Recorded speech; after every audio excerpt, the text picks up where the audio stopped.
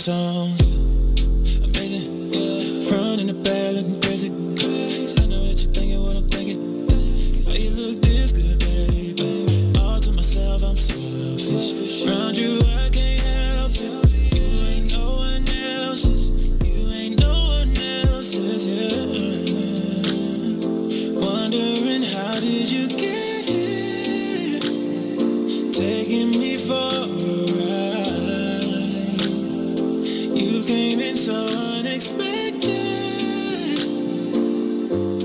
You make me feel like a love song. Play this when you love song. Your love song. Drowning when you jump on, yeah. Dying to come see what you do to me. A love song. Play this when you love song. Amazing, yeah. Girl, you so fun, I would pay it. Killing them selfies, she's slaying. All in my head, it keep playing, yeah. Keeping this real, no faking.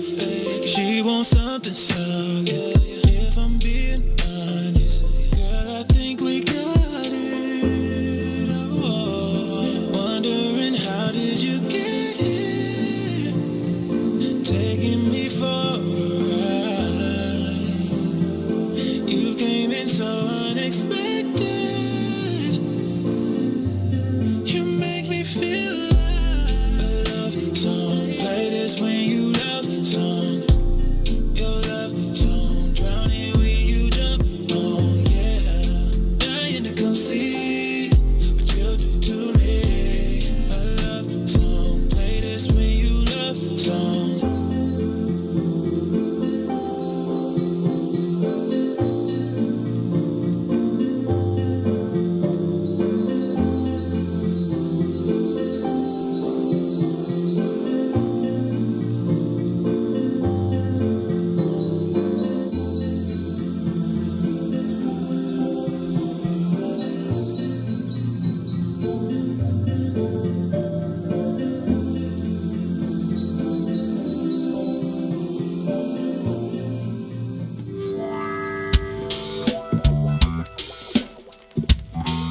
Yo, yo.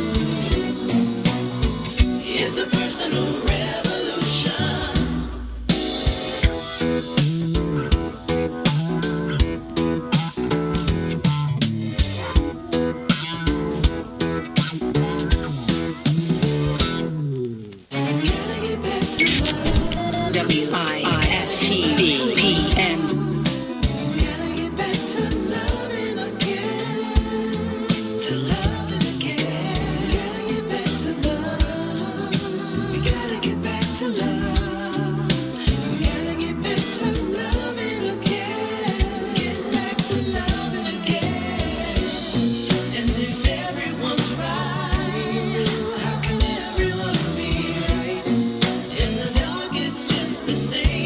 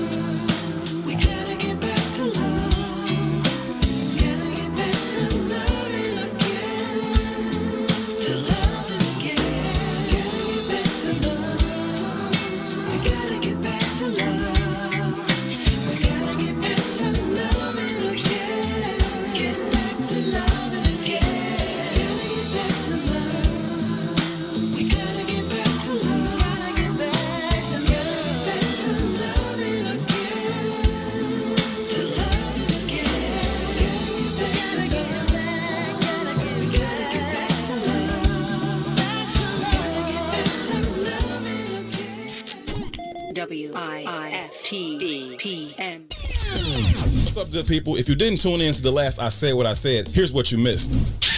This legendary journalist, man, his list of accomplishments goes on and on. He's an author, a brother. He is someone that, for me, I've looked up to literally since I was about 11 or 12 years old. And this was really before I knew his name. I mean, I knew what Slam Magazine was. That's kind of what you did as a shorty. But I didn't even know that he wrote for it, right?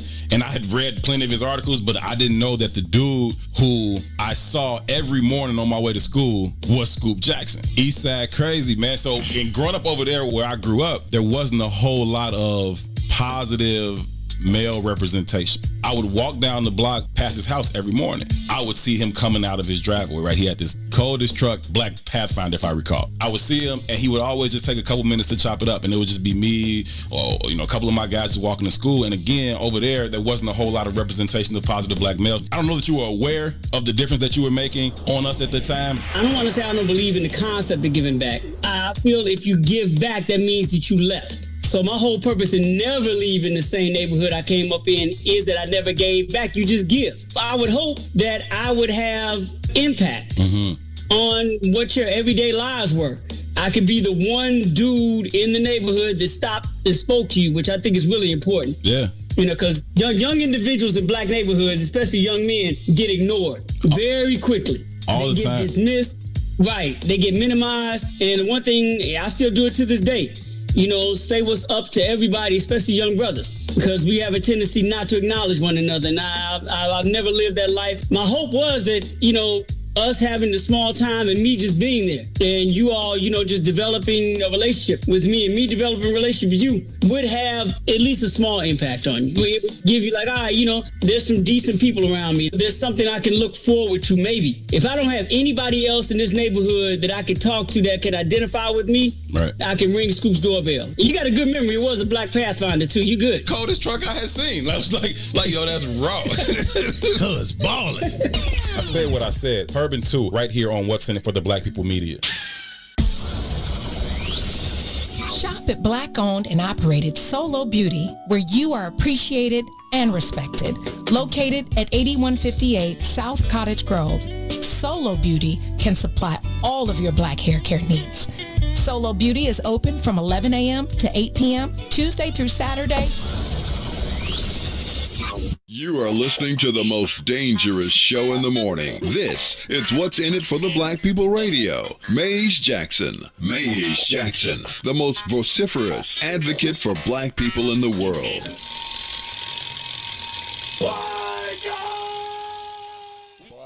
For Ruthie Moore, for Todd Stroger, I am the host of the Maze Jackson Show, asking every single day, what's in it for the black people? And if you don't like it, you can still tell them Maze said, Mayor Lightfoot, man, we ain't accepting that. We ain't accepting that. Let's go. Yeah.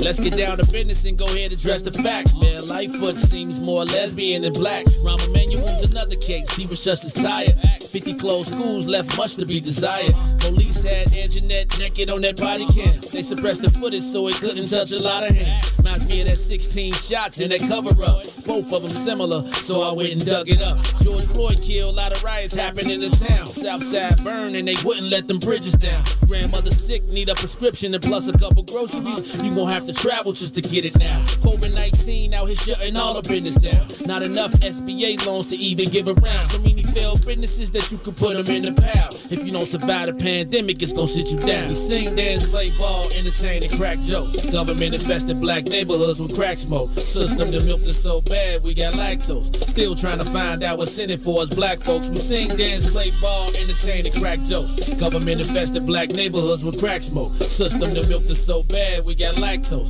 Still trying to find out what's in it for us black folks. Shout out to Willie Wilson, hope one day you get to send it. We need some different players in the game to handle business. Too many shady characters like Madigan and Blago. But when you really break it down, it's typical Chicago. City full of gangsters, it's what the land was built on. Same streets with hood legends, DNA get spilled on. Carjackers out here lurking, trying to get they steal on. Looking for a block to put them Hellcat wheels on.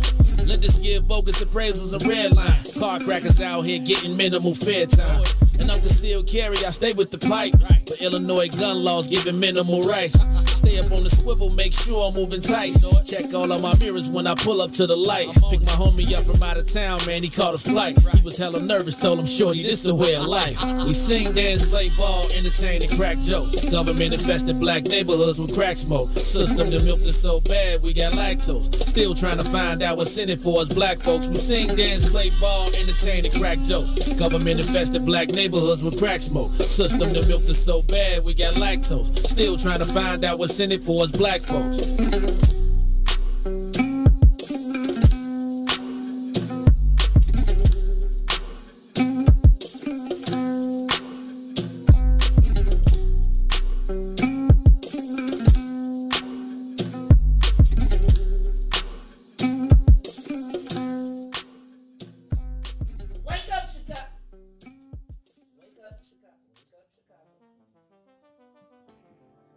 That plugged in?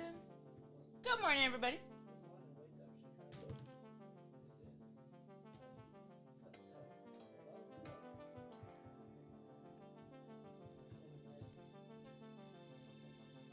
Hello, I can hear. Externally. Testing.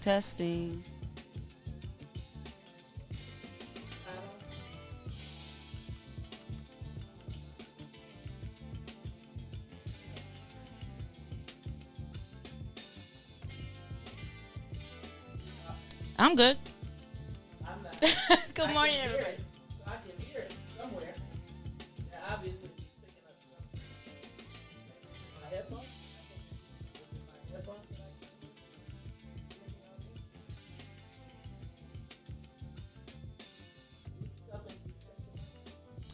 Testing. 1, 2, 3.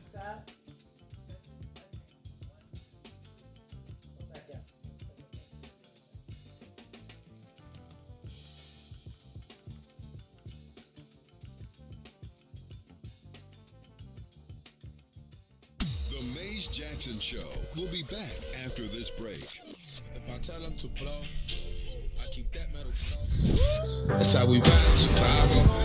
Alderman Lopez, welcome back to the Maze Jackson Show. The mayor has a very peculiar way she's dealing with this, and I'm trying to understand, why does it seem like we're handling this with kid gloves? The reason that she's not going after the root cause, which is gangs, the reason she's not calling out the silent enablers, as I tweeted out the other day, is because those are many of the same people that she relied on to get elected. I'm talking about the not-for-profits, those that reach out for grants and try to be the intermediaries in a community to try and bridge some of these anti-violence groups, things of that nature. These organizations that say they're trying to build bridges oftentimes are the ones that are enabling the gang lifestyle and allowing it to go unchecked and not holding accountable the individuals causing the violence in the neighborhoods. Those same partners, which she funds, which she relies on, were unceremoniously all pimping themselves out at a press conference. Ooh. Saying nobody said a word about gangs, but what they did say is that we need more money for the programs that we offer to help stop the violence. And clearly for more money to go to organizations that are working against the residents of the city of Chicago. Alderman, how did y'all approve $37 million to go to one ward for violence prevention? $37 million? I don't think there's been a $37 million investment in anything black. When these amendments to the budget and when these programs come before us, and I've asked the last time that these were proposed by the administration, what metrics are we using to ensure that everyone with their hand out was not still enabling gangbangers in the middle of the night? And oftentimes have intervened on behalf of gangbangers, particularly in the Latino community. When you see in other communities, like the black community, when you start doling out contracts to, say, Metropolitan Family Services, and now they're responsible for doling out to organizations to come into neighborhoods like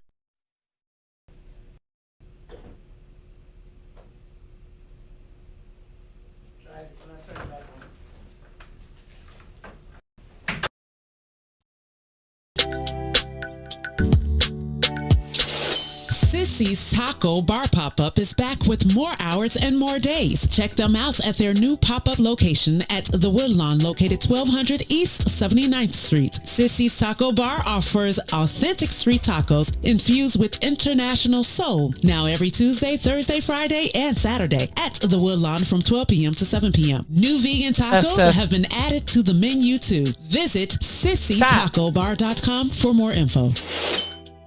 Well, that was loud. Oh, I can hear. Introducing your trusted source for high-quality black emojis, better known as Blackmoji. We believe black is beautiful, and that beauty should be reflected in the digital market.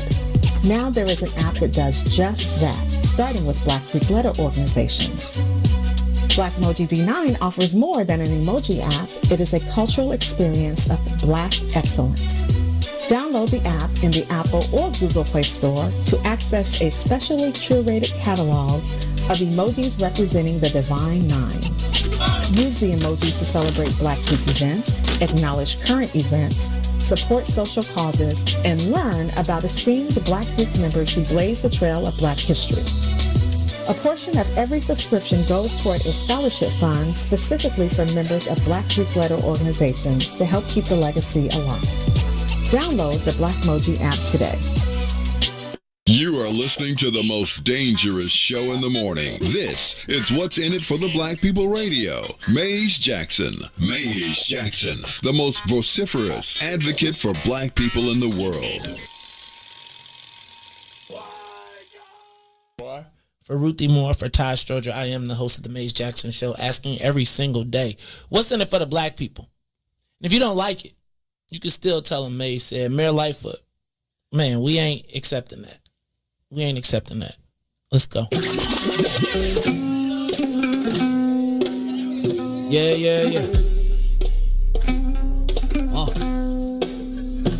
Let's get down to business and go ahead and address the facts, man. Lightfoot seems more lesbian than black. Rahm Emanuel's another case, he was just as tired. 50 closed schools left much to be desired. Police had Anjanette naked on that body cam. They suppressed the footage so it couldn't touch a lot of hands. Reminds me of that 16 shots in that cover-up. Both of them similar, so I went and dug it up. George Floyd killed, a lot of riots happened in the town. Southside burned and they wouldn't let them bridges down. Grandmother sick, need a prescription and plus a couple groceries. You gon' have to travel just to get it now. COVID-19 out here shutting all the business down. Not enough SBA loans to even give around. So many failed businesses that you could put them in the pile. If you don't survive the pandemic, it's gonna sit you down. We sing, dance, play ball, entertain, and crack jokes. Government infested black neighborhoods with crack smoke. System to milk is so bad, we got lactose. Still trying to find out what's in it for us black folks. We sing, dance, play ball, entertain, and crack jokes. Government infested black neighborhoods with crack smoke. System to milk is so bad, we got lactose.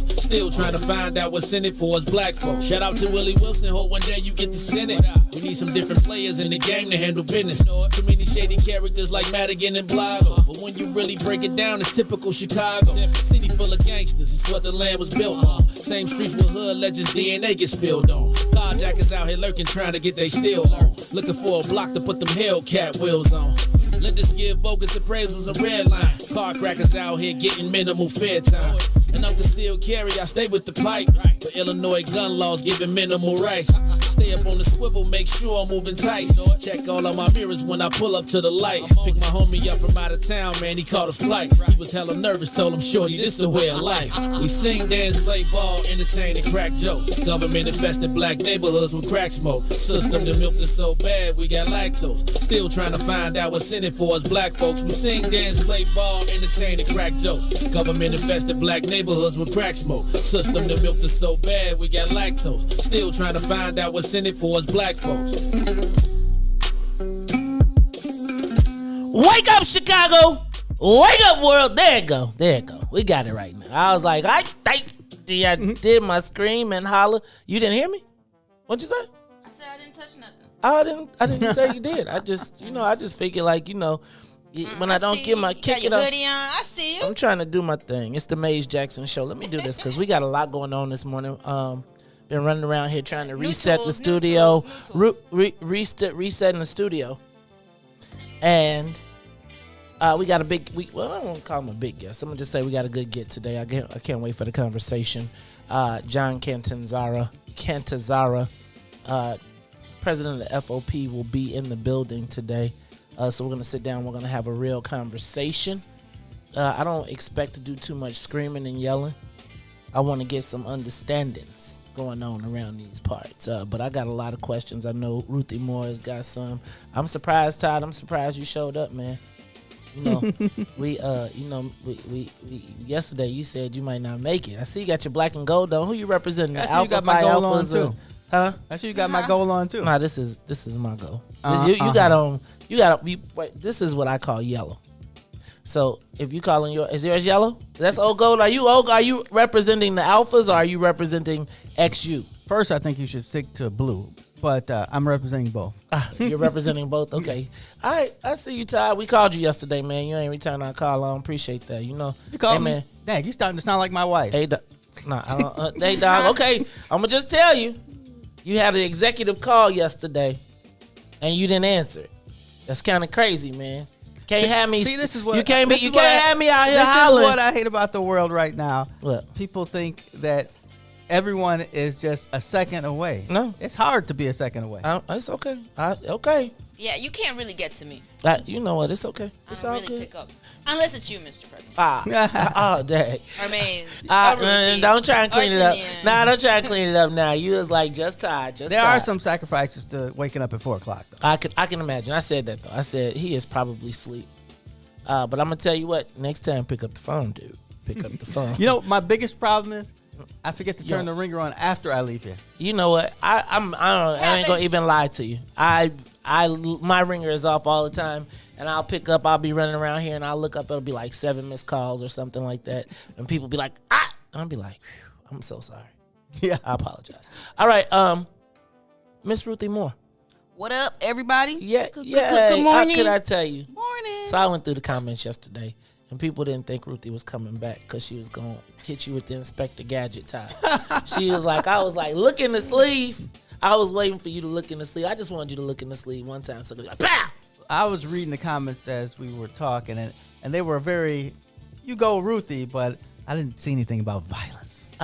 I think we all wanted to beat you up yesterday. I think everybody wanted to commit some violent acts on you. But then somebody said, you know, like the eternal optimist, the eternal optimist, President Steele said, it's got to be some scary people that's going to use the phone to call to get the people off. So I was like, she was like, everybody has a role. And she said, so let just Todd be the phone call dude, right? Just know that he going to call the police while we trying to get, and let's just let that be. So I said, you know what? Everybody got a role. I'm going to accept your role. Ruthie, when it comes, I'm you done. I'm dropping out. You come with me. I'm out of the fight. I'm gonna go marry me a white man. No! And move to the North Shore. Oh no! I quit. I'm done. You breaking my heart. You breaking my heart. All right. And Ruthie, first you have to start in Hyde Park. Then you're like, I need to move to the North Shore now. Ruthie done upscale. Ruthie started at DePaul. So you got to remember, Ruthie is already in the North Shore version. You got the University of Chicago got the south half of the city. DePaul got the north half of the city. And you know, Ruthie got a hockey jersey. So she's straight. She already know what to do. All right, y'all. Let me say what's up to Sonia Escobar in the building. How you feeling, Escobar? Good morning. All right, well, it's good. I'm glad you're good. No camera for Sonia today because we had the set so we could be ready to move around. Oh, right. But you know what? We Jimmy rigged it today. So y'all, I'm gonna tell y'all. So, Ruthie, you're gonna have to come on this side of the glass a little bit later. We're gonna put John on that side of the glass, and this is collective. Why he couldn't be virtual? Why he couldn't be virtual? Oh, you want because we in the pandemic. Dang, Ruthie, I didn't even. I'm just saying. I think he anti-masker. Is he anti-masker? I don't know. I think Ruthie's like, he seems like he'd be the guy who would be an anti-masker. Ask him that. I'm gonna have to ask him. We can spray it down. We can spray. I get the microban and all that stuff, and we'll be straight. And Ruthie, we could put you on that side. Then it'd be like a straight 6, and then we make it work. And Todd, he gonna try to put you at the kids' table, Ruthie. Todd, first of all, Ruthie's taller than you, so you be at the kids' table. All right, y'all. It's like we all locked and loaded. So let's wait. Huh? There's more dessert at the kids' table. I'm all right with that, actually. All right, they got the rice. They usually get the Rice Krispie treats, which are the best treats. Ooh, the infused ones. Oh, see, there you go. I always try to take this. I didn't even have no infused. I did have some infused Rice Krispie treats. Those are pretty good. All right, they was actually Fruity Pebbles. But look, let's do this. That was my cousin, not me, my cousin. All right, y'all, let's do this. Let's get the soul plane up to 6,000 feet. Let's go up and away. Let me run through some of these headlines. First of all, did you see Ed Burke is back on the front page of the paper? I think Ed Burke is the anti-Madigan. What's that? I will not go quietly into the sunset. Oh. He is the anti-Madigan. He like, y'all gonna have to take me all the way out. And I think they tried to embarrass him yesterday by saying that. Okay, so I don't know if I'm allowed to repeat the headline. It's news. You're reporting news. Okay, so I'm reporting the headline that the feds released a 200-page document yesterday in which Ed Burke was overheard on a wiretap saying Jews do business. We know Jews only do business with Jews, and they called that anti-Semitic. And they were saying I saw that, and they said that they were only going to so because Jews would only do business with Jews unless they needed you. He was going to give them city business so he could get business. Now, I get the criminal part of that, and we're going to break all of that piece of it down because I really haven't had the chance to read the 200-page document, but I just understood that part, so I was going to break that down. That's interesting one. I felt like that's not really – I don't feel like that's I don't feel like that's anti-Semitic. No, because actually I've heard somebody actually say that to me who was Jewish. Right, no, I've lived it. Yeah. I mean, I think we've all lived it. And so I don't think – and I think that I feel like, so I got to ask, and I don't know if is the word, I don't know what the anti is in that. I think if you just add the word money, Jewish. ISH-ish in people, it makes it a little Jewish bit more people. palatable to people. Okay, I'm going to just tell you, talking on the phone with my guy. Remember JB and Rod talking on their draws? On the phone, on the couch, eating popcorn, talk about the least y'all gave away the least offensive Negro. Anyway, we're gonna talk about that because I want to just talk about it. Also, Cook County to resume the Johnson & Johnson vaccine ASAP. I realize it's only 6 cases, but the TV put so many. The TV put it on like it was 70 million of them. So it's like you scared like that. I'd be like if you take the Johnson & Johnson, somebody gonna be like, people gonna be like, that's gonna super inflate all of the conspiracy theories or truth or rumor. It's gonna exacerbate the vaccine hesitancy. Right. I'm never scared. Ever. Ever a day in my life. Ever. All right. CPS returns to 5 days a week next year. You see that? I said we're the COVID is now the flu. COVID is the new flu because they we rolling with it now. At this point, they like get your butt on out there. We gonna go. You gotta get your vaccine, and that's just gonna be the end of it. And they're not gonna stop. I think they need to just start. Isn't that 4 months away? Is that 4? What? The next semester that starts. I mean, the next year. Yeah, the fall. Year. Mm-hmm. Yeah, 4 months. But I still think I got an email that I have to be on campus. No matter what, though, they like. I just feel like no matter what, I think they're gonna stop putting that stuff on TV and telling you how many people die every day, and we're gonna roll because nobody would know the difference if they didn't, except in your house. I don't know. It's like when the guys were in Iran. I mean, what was that? I forgot. The World News. Whatever. Jesus, man, they counted every day. I remember that. Every single. It was how many years was that? I mean, that's why I'm still scared of Iran to this day. Not scared, but did I say scared? Ooh. You got me. You got me. Nervous about Iran. Oh. Nervous. One thing to be scared of war. No, but right. It made me nervous. Iran. I think about that to this. I mean, when they say Iran, all I could think of is that guy with the Band-Aids wrapped around his face, his head, and it was like I just couldn't imagine being a hostage all them years. Did you see that movie? Argo. Did you see Argo? Yeah, that was great. Did you see Argo? That was great. Oh, yes, it was. Did you see it, Ruthie? Mm-mm. The one when they escaped from Iran and they act like they was making a movie? I heard about it. It was good. Did it win some awards? Did it? I did. I think it did. It was good. It was. I was Ben Affleck and they was doing their thing. Man, you gotta watch. But everybody didn't get away. I mean, before they got the people, everybody didn't get to the other embassy. So I mean, still a sad story in itself. They forgot. I didn't even know they didn't make it. I just remember the ones that got out. Man, I just remember them being on the plane like, please, get on the plane. I ain't never rooted for I was rooting for the white people.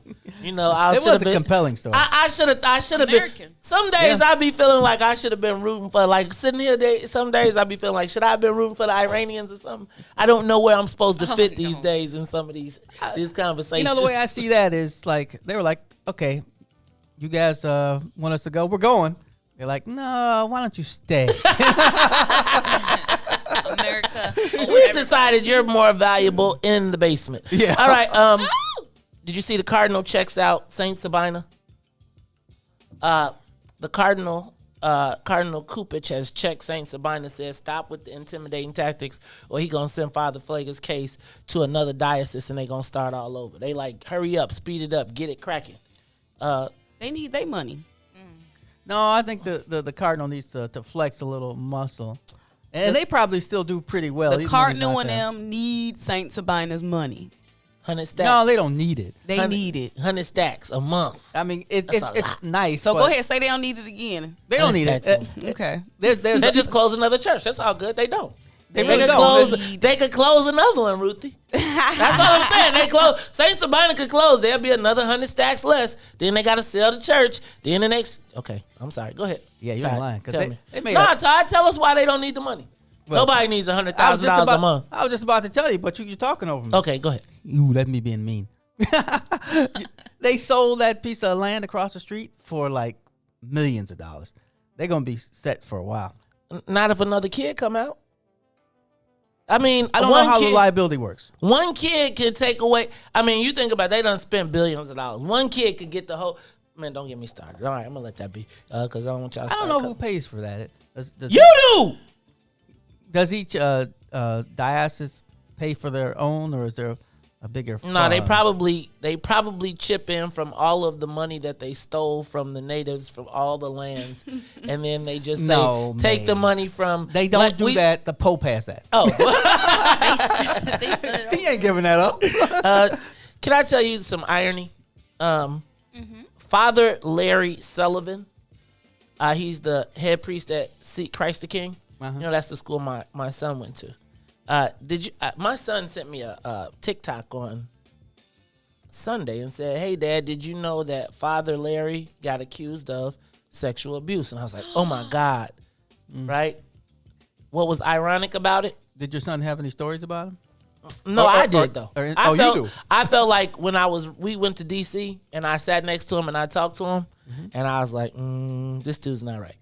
And the funny thing was, though, it wasn't that he was accused of harassing a young boy. He was on his way to the seminary, apparently, and a young lady, him and a friend, attacked the young lady in the dumpster on the day before he was going to the seminary. Attacked the lady in a dumpster? Is that what They were at the restaurant. She was closing. They stayed till the end of close, and then when she went to take out the garbage, they followed her outside. And followed her into the dumpster area and was like, "Come on, baby, let's have a little fun." She fought them off, apparently, but it was a TikTok, and my son sent it to me on the TikTok, and now it's on the news. And I was just thinking what the irony of it was that he was the dude who led there were two incidents there was like a giant Catholic incident, and then there was another incident, and not an incident. You know how you got to take the class when you first start at the school so that you can interact with the kids? Right. He taught the class about the abuse. Yeah, but I bet this is going to be hard to prove.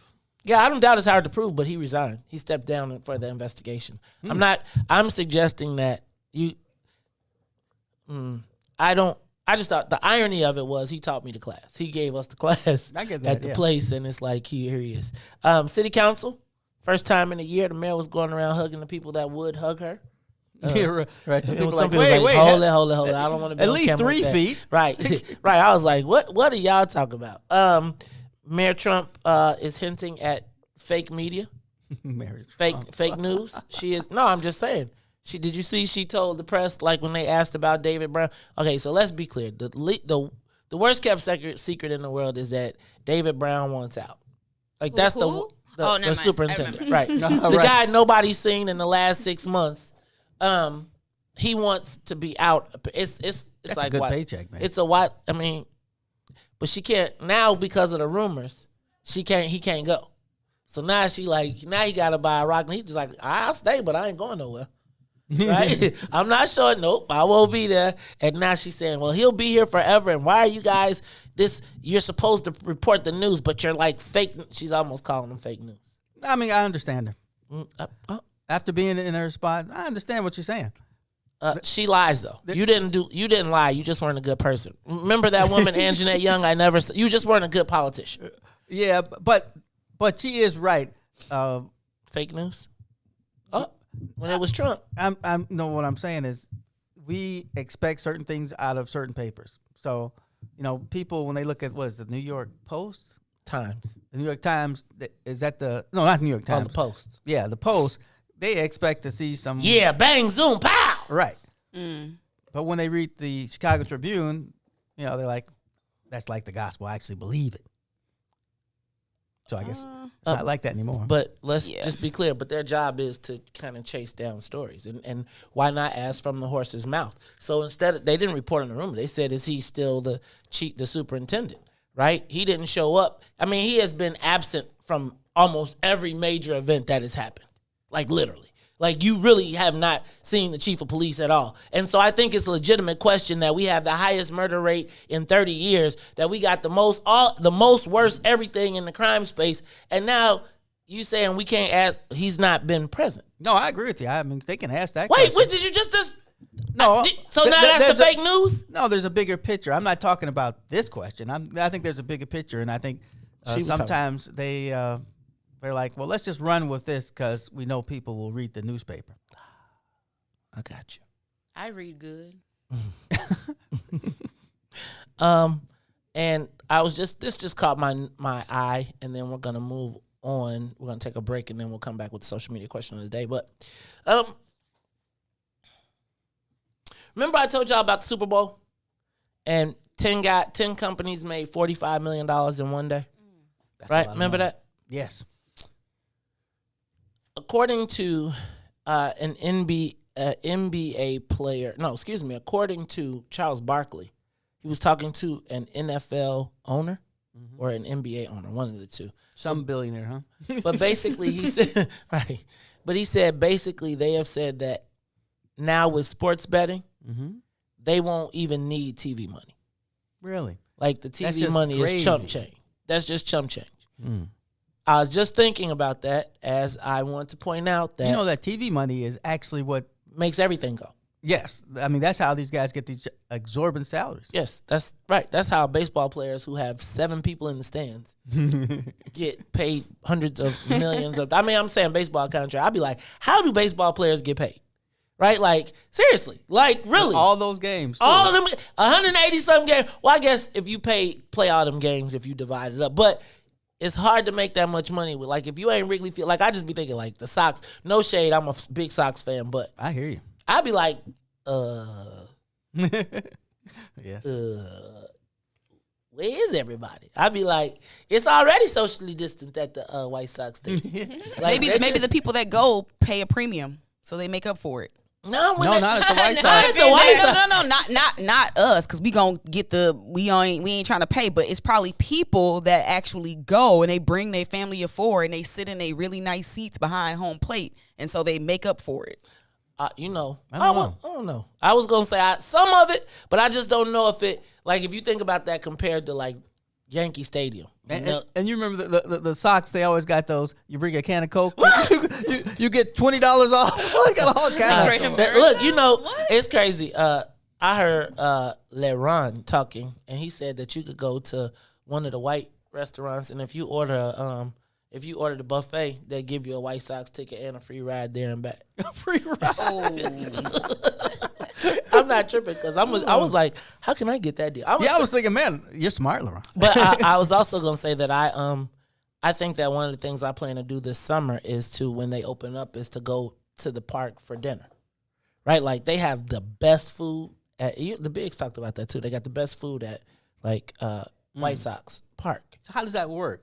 So you just go walk around the like, if you walk around, like, they got every major restaurant. I think they even got a Gibson's, Joe, and you can get like filet mignon. No, I mean, like, you buy a baseball ticket? Yeah, you buy a ticket and then you go. But the tickets are like $9, $10. So you can buy a ticket and then go get and sit at the park and sit outside, and then when you're ready to go, just go. I love baseball. I don't. Anyway, it's a nice family thing for us. We do it. It's a good time. It's a good, depending. It can be economical, especially with the White Sox. I think we got to do some more White Sox stuff. Anyway, all right, y'all. It's the Mace Jackson Show. I just thought that they're going to make all that money and there's still nobody black. In the Mace Jackson Show, we'll be back after these messages. The Mace Jackson Show will be back after this break. The Chicago Legal Network is the collaboration of attorneys that concentrate in many areas of the law most needed in Chicago neighborhoods. The CLN lawyers focus on personal injury, criminal defense, and other issues. The CLN lawyers all average over 20 years of legal experience and are dedicated to helping the Chicago community. The Chicago Legal Network is committed to developing black lawyers through mentorship and co-representation. So if you were injured in a car accident, slip and fall, or injured on the job, or you need assistance with criminal defense, including driving violations and DUI, check out chicagolegalnetwork.com for more information or call 773-912-3545. 773-912-3545. What's up, everybody? Welcome to the green side of things. It's your man, Sadiq. And Cassiopeia. And we need you to like, comment, and share that thing every Tuesday and Thursday from 1 to 3 p.m. on What's in It for the Black People Media.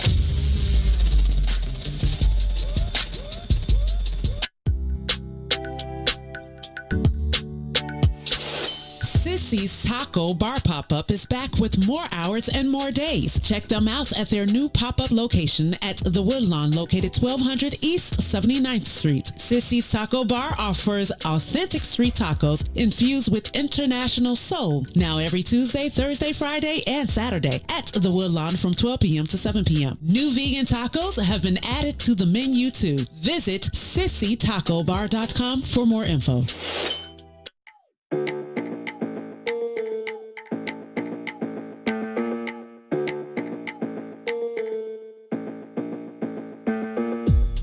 Baby, haven't we been through this?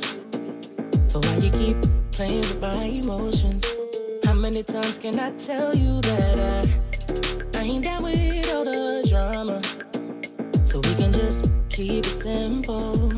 I think I'm gonna have to let you go. You know what I want. WIFTVPN. Treat me right.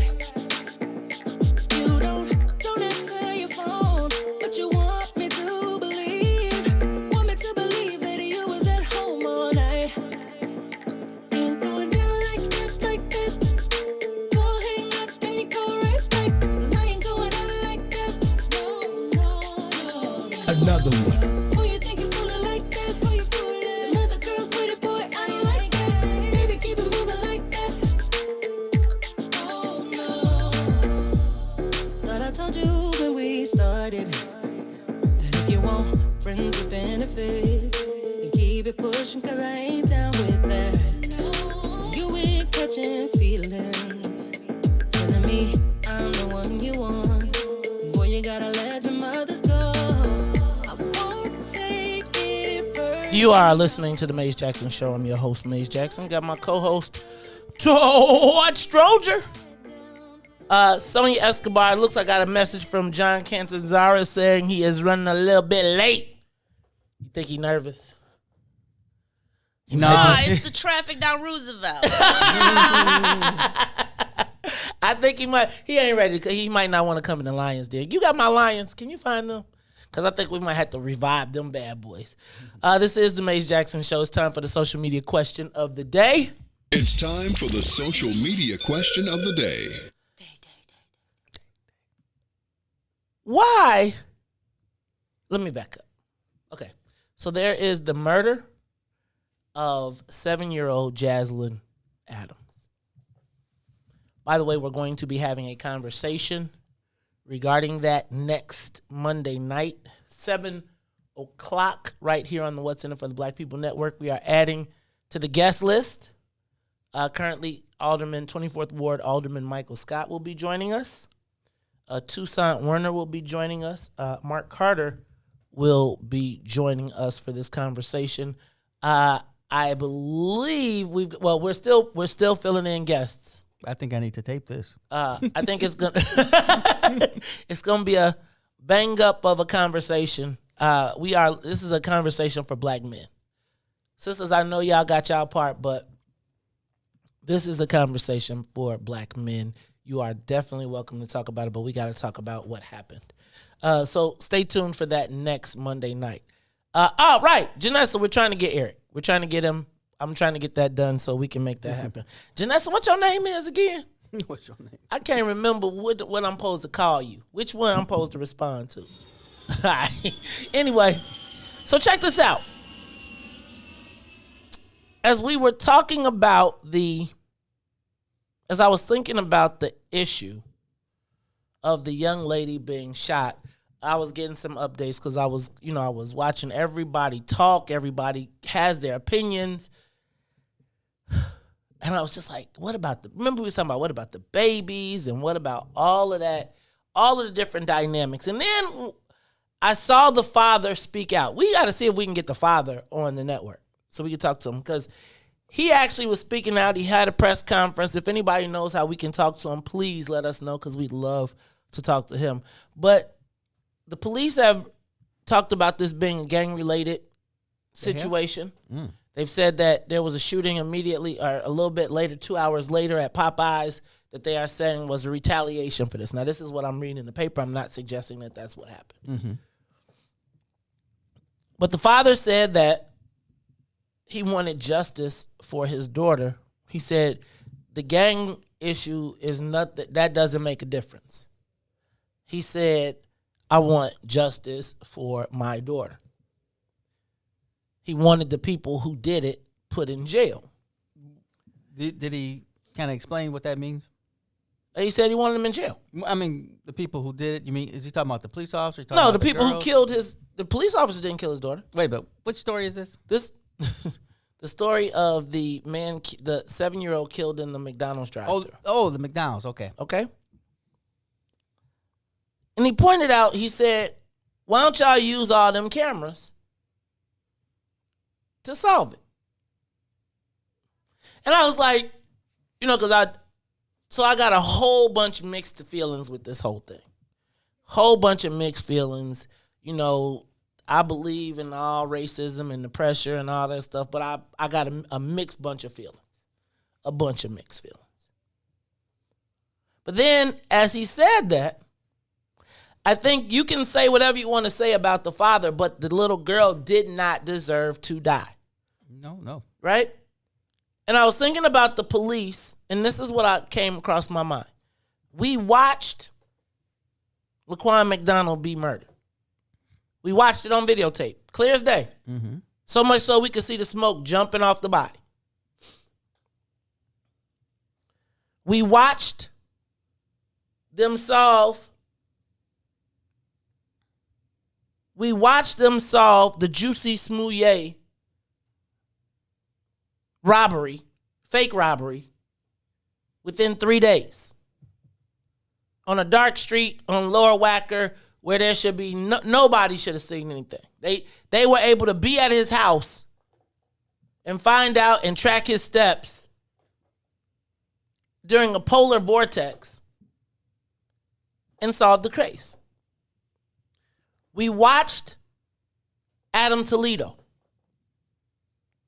We watched Adam Toledo from multiple angles. We saw him from the street, from the alley. We tracked his views. They went from camera to camera to camera to camera to camera. They heard shot spotters, and within 2 minutes, they were there on the spot. And within a 5-minute change from the time that the gunshots were shot, they had 20 angles of how this thing happened. They got 17 minutes of footage. Then I was thinking about, remember up north when that man killed them people up north and then rode his bike all the way to the south side? And they showed him like, psh, here he is here. Psh, here he is here. And they tracked him from all the way on the north side on a bicycle to his front door. We saw the effectiveness of ShotSpotter. Right? Mm-hmm. They told us it was 8 shots. The shots went off. The camera clicked. They had the people. They saw the people running away. Regardless of how it happened, it was all done. And I got to ask you, why do the cameras in the city work selectively?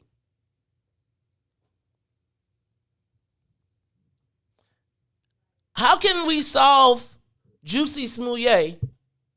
How can we justify the killing of Adam Toledo. I don't have a side on that one yet. How do we get to see Laquan and we know they took tape? And we still got to see it. Almost every killing, there is video of. Whether it is police, whether it is surveillance cameras. Why can't the cameras in our neighborhoods work? How come the police work and can kill mugs and do all these other things, but the cameras don't work in our neighborhood? I mean, think about the fact that they solved Juicy Schmouye. Think about that. Doesn't McDonald's have cameras? Everybody has cameros. They can see you when you Everybody has cameras. They crash. Everybody has cameras. Ring has cameras. Sure. Zoom has not Zoom. I'm sorry. Zoom does have cameras. Ruthie's don't turn hers on though. Cameras. Is there a lack of desire to solve crime, solve murders in our neighborhoods? Because I'm just telling you, there's every time something happens, they got cameras in the ATMs. They got why do they work selectively? And how is that possible? Ruthie? Todd? Ruthie? Todd? Ruthie? Todd? I think the cameras are for surveillance. And I think that police work does go into the camera footage. Not sure what the process is. But I think sometimes the camera footage is used for larger investigative purposes. So this could be a larger investigation going on, and that's why we haven't seen the footage yet, because they would have when young people get killed in the city is, they will use those cameras to track the cars and find out and generally. But since we haven't really seen or heard anything, then I can likely conclude that it's because they searching for somebody, or they looking for somebody bigger. Or they might be trying to tame down some retaliation or something. So they know something that obviously they ain't saying that is contributing to their lack of what we would perceive to be as justice for the baby. Okay. So I can maybe see it in this case, but they don't ever be solving nothing with them cameras when it's us. I've heard that for probably the last 20 years, maybe longer, that has been a complaint, that there's cameras over here. How come they're not picking up anything? You never use them. But I think part of the problem is that, unlike the downtown area, all the businesses don't have cameras. And once you get like into that South Loop and go north, there are more cameras that are private that people use than there are, just in the regular neighborhoods. Wait, you say that the most stuff. So I feel like this though. Like, why do they have them blue light cameras? Do they still do those? They have them, but I don't think the blue light goes anymore. People thought that was just obnoxious. Yeah. The corner store owners got their own version of that. They do. They really do. I'm just saying. They really do have their own version of that. Like, the corner store owners do be putting up blue light. The Walmart parking lots, that lock cop stuff. What's the lock cop? What is that thing when they put the thing up in the air? Lock cops that in a lot of, I shouldn't have said the name of the business, but it's in what it's some called? Businesses in our communities, they put them lock cops, and it's just like this box, like a robot camera. It's like the blue light camera concept, and it is to monitor what y'all is doing. Let me ask a question. Do you think those things are necessary? I would say that the majority of the people who shop probably are like, okay, I don't want to worry about my car being stolen or something. So, but see, the challenge with that is that if your car is stolen out of one of those parking lots, you better hope that they gonna give you the footage, because they likely might not give you the footage. And so who really knows? Is it there for your protection to help you when you need it, or is it there to catch you up when you do something that you supposedly shouldn't be doing? And that's the challenge. I don't see it that way, but hey. Well, we can talk about it all later. What, or is that not the same thing? I'm not sure. I don't. So it's weird. It's a precarious position in that we know that poverty is a driver in our community. Right. And so understanding that poverty is a driver, is a root cause in our community, I think that we have to figure out how do we acknowledge that and get people to rob on the north side.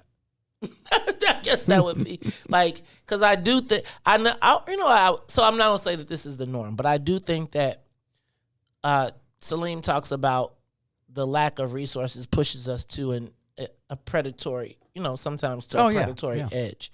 And I think understanding that that's a reality is the same thing that they use to pull the store out of our community. Right? Yes. So it's like, you going to take this lot cop or you going to take this abandoned building. Right. It's a precarious position that we exist in. It's weird. All right, y'all, let's take a quick break. Cantanzara just hit me. I think he getting nervous, man. I think they was like, you sure you ready to go on the Maze Jackson show? He said, could he come at 7:30? I was like, yep, you can come. We still here. We'll be here. We ain't going nowhere. We'll be here. We'll be right here, and we'll be right back. The Maze Jackson Show will be back after this break. If I tell them to blow, I keep that metal close. That's how we ride in Chicago. Alderman Lopez, welcome back to the Maze Jackson Show. The mayor has a very peculiar way she's dealing with this, and I'm trying to understand, why does it seem like we're handling this with kid gloves? The reason that she's not going after the root cause, which is gangs, the reason she's not calling out the silent enablers, as I tweeted out the other day, is because those are many of the same people that she relied on to get elected. I'm talking about the not-for-profits, those that reach out for grants and try to be the intermediaries in a community to try and bridge some of these anti-violence groups, things of that nature. These organizations that say they're trying to build bridges oftentimes are the ones that are enabling the gang lifestyle and allowing it to go unchecked and not holding accountable the individuals causing the violence in the neighborhoods. Those same partners, which she funds, which she relies on, were unceremoniously all pimping themselves out at a press conference. Ooh. Saying nobody said a word about gangs, but what they did say is that we need more money for the programs that we offer to help stop the violence. And clearly for more money to go to organizations that are working against the residents of the city of Chicago. Alderman, how did y'all approve $37 million to go to one ward for violence prevention? $37 million? I don't think there's been a $37 million investment in anything black.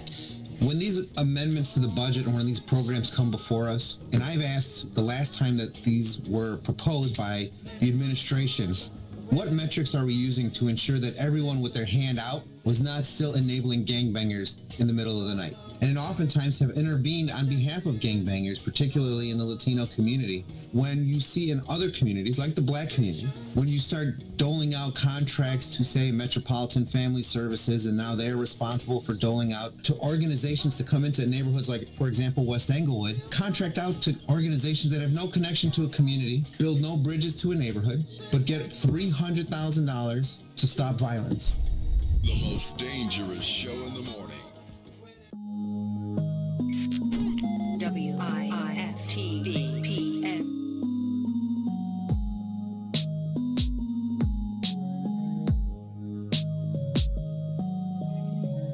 I've been looking for you.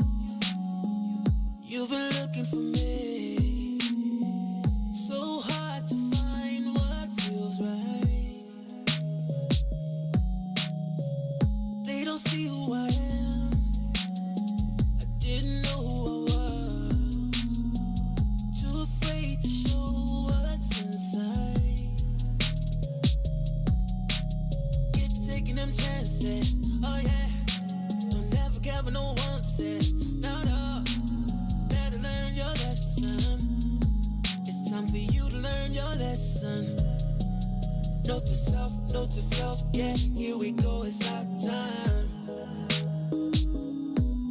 Note to self, yeah, no more pressing rewind. Gotta get your head in the game, it's time to play. I know it's hard, but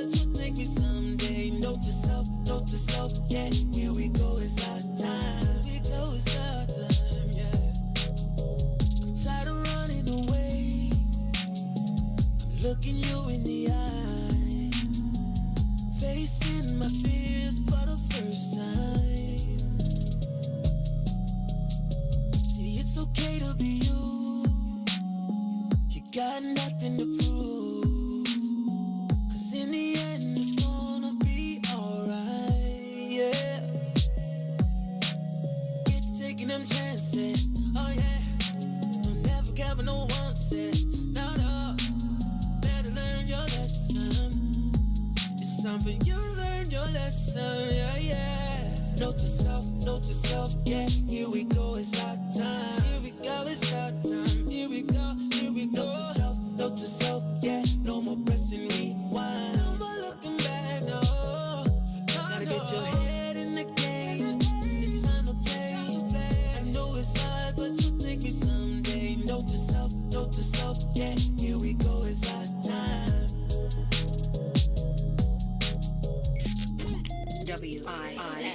WIFTVPN. Love the way you please.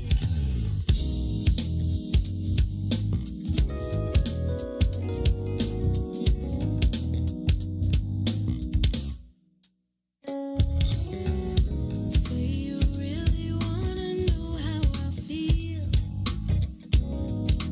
Open your heart, not your ears.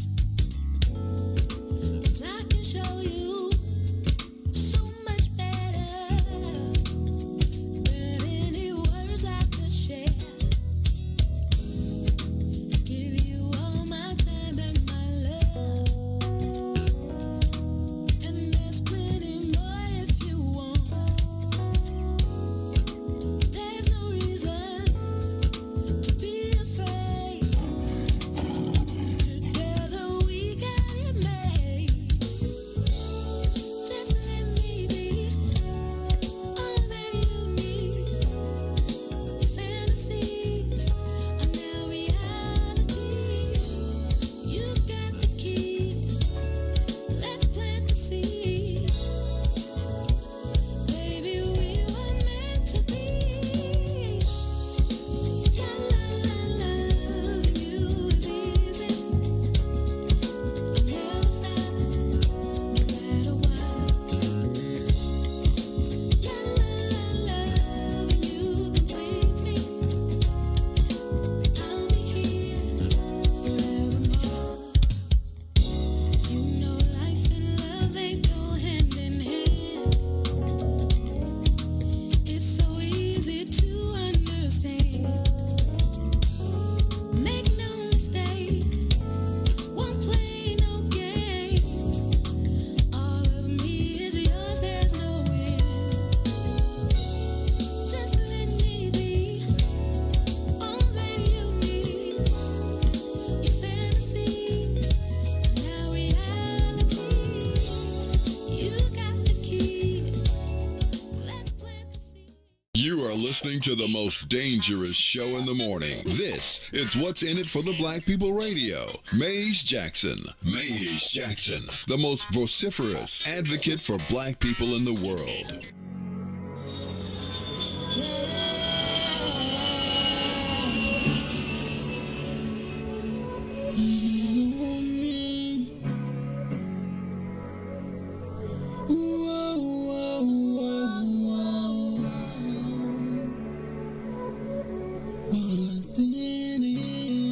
What's in it for the black people? Cause economically we are not equal. Waking up to lies, can't doze no more. I told y'all, yeah, this a dangerous show. Don't go to church if you ain't trying to help us. Don't even try to be around that can't protect us. We see the lies, not other politicians.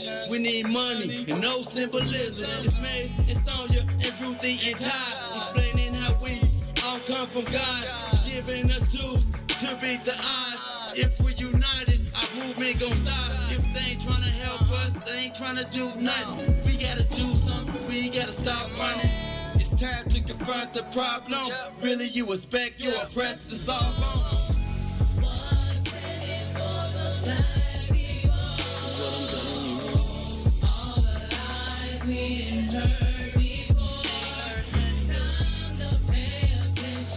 Gotta do more than listen. Some action with it on a Wake up, Chicago! Wake up, world! This is the Maze Jackson Show. I'm your host, Maze Jackson. Got my co-host, Todd Stroger. Got my girl, Ruthie Moore in the building. Sonia Escobar in this joint. And I'm looking at my text messages and Good morning. John Cantanzara says, I'm running a little bit late. 7:30, okay? Y'all gonna wait? I don't think we going nowhere. We've been waiting. We've been promoting. Come on. Come on through. Telling y'all, man, what's in it for the Black People Media? Trying to get you the information and the questions you want answered. Let me say what's up to everybody who is out on YouTube. Shout out to my man Corey Mack, Aaron X, Yama. Ooh, there's a lot of people over there. Man, shout out to can I say what's up to everybody on YouTube? Because the YouTube audience is growing, quite frankly. It rivals the Facebook audience. I might have to start spending some time on YouTube. We got to put the Ricky Hendon YouTube TV up. I forgot. Oh, right. Ricky Hendon sent us a YouTube TV. Right. Speaking of Ricky Hendon, he headed down to Springfield today. Today, right? Yep, he getting ready to get it cracking. He getting ready to get it cracking. You know what I'm saying? Shout out to Hollywood Hendon. LaShawn Ford is introducing his bill today, or introduced it yesterday. And I think that former Senator Hendon is going down. Let me tell you all, I'm looking forward to this conversation. Why y'all so hostile? Like, why everybody so... What you see? It's just, I was getting all type of, like, hate mail yesterday. About who? Hate about John Cantanzara.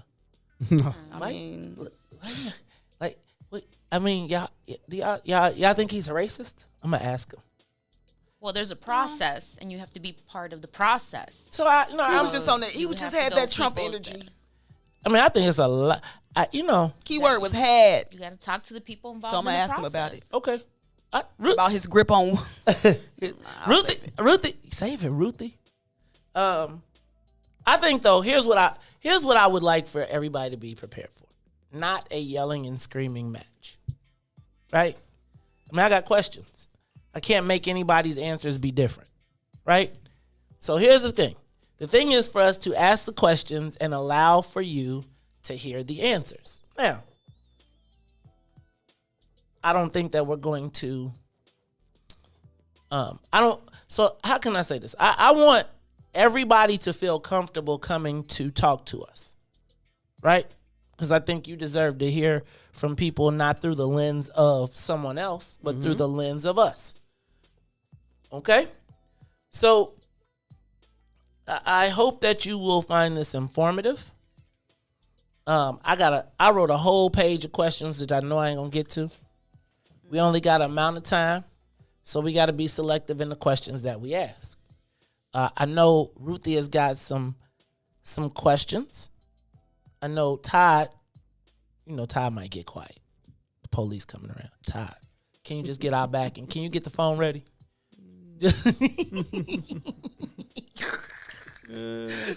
Oh Lord!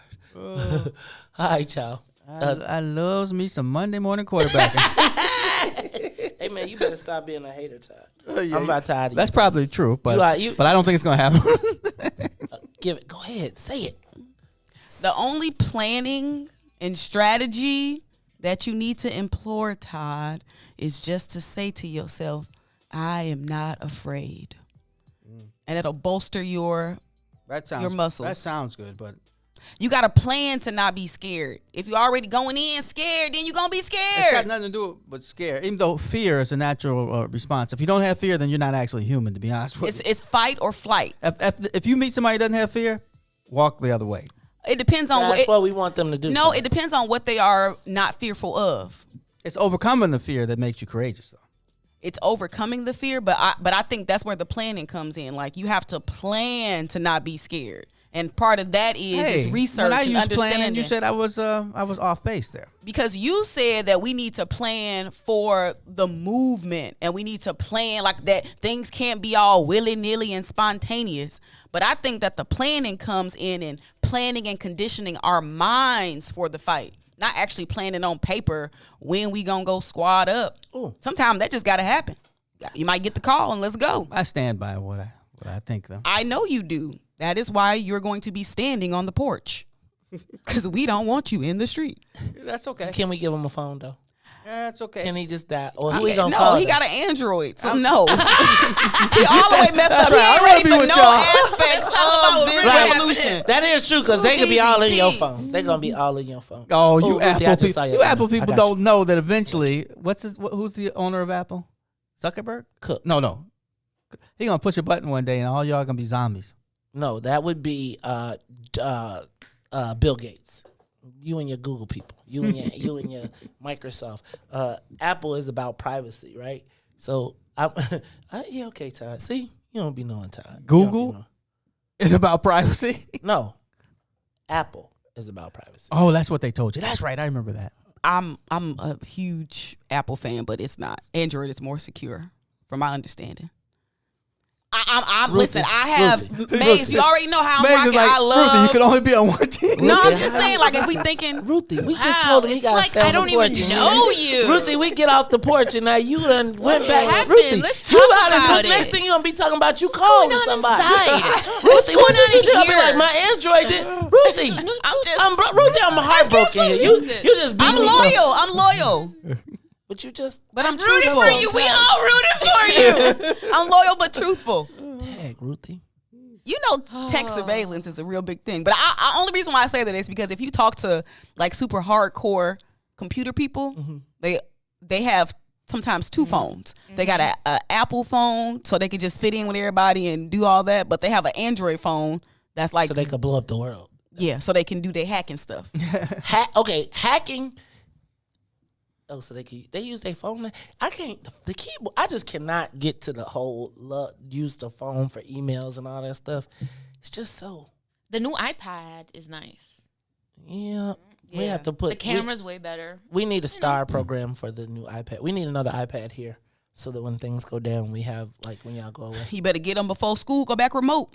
Oh yeah, the school not going back remote. Allegedly. They ain't going back remote. Allegedly. They gonna sacrifice up. You see what happened in one of them states where all them kids are off.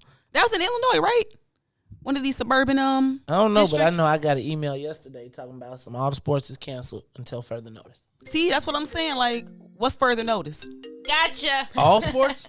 All sports? Because it's track season now. Well, they said until further notice, everything shut And down. lacrosse. I'm just telling you. That's what they sent the email. They said we got to check everything out.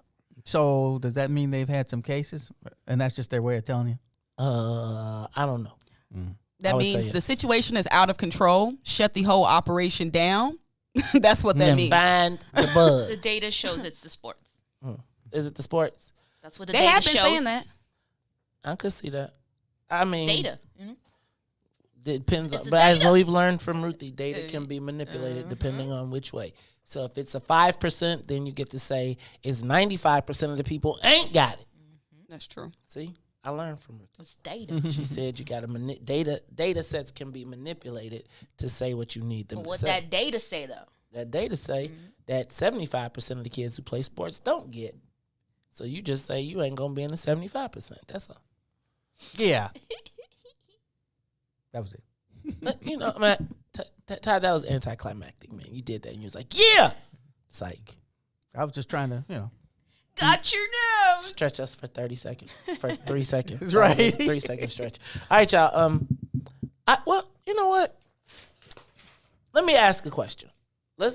Y'all want to do a pre-interview of No. Y'all don't want to do like a Like pre-interview? a run through? No, like I could interview you and you could answer and you could guess what his answers are gonna be. No. You don't want to do that? All right, you interview me and hold on, let me see.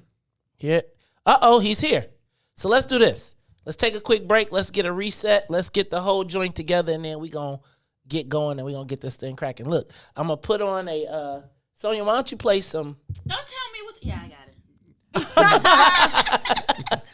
Yes, I like that, Sonia. I don't have a camera. I feel so free. You can see me. That's right. Be feisty. Well, Wait, don't turn that don't let camera Todd. around. Don't let Todd do you. Don't let Todd. I'm gonna Look, keep feeding you. Come on. Look, I'm Get just him. telling you. You see what happened yesterday, right? You saw what happened yesterday. Todd was getting ready to get the look inside my sleeve. I kept waiting for him to look inside the sleeve. It was gonna be like, baby. Hey, I noticed my barrier's over. Going, what the heck? I dropped it I'm gonna make earlier. Ruthie sit right next to you, so it's gonna be all good. Look, y'all, this is the Maze Jackson Show. We're gonna be back, and when we come back, we're going to be talking to Fraternal Order of Police President John Cantanzara. All right, we'll be back. The Maze Jackson Show. We'll be back after this break. Shop at Black-owned and operated Solo Beauty, where you are appreciated and respected. Located at 8158 South Cottage Grove, Solo Beauty can supply all of your black hair care needs. Solo Beauty is open from 11 a.m. to 8 p.m., Tuesday through Saturday.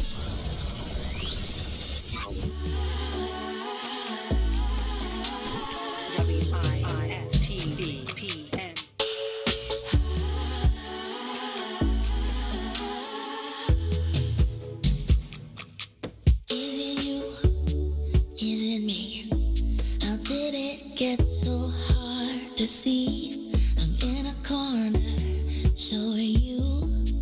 Holding ground in different rooms. It's hard to breathe, but still I try. Maybe I'd leave in another life. Somehow still I don't know why. I believe we'll be alright.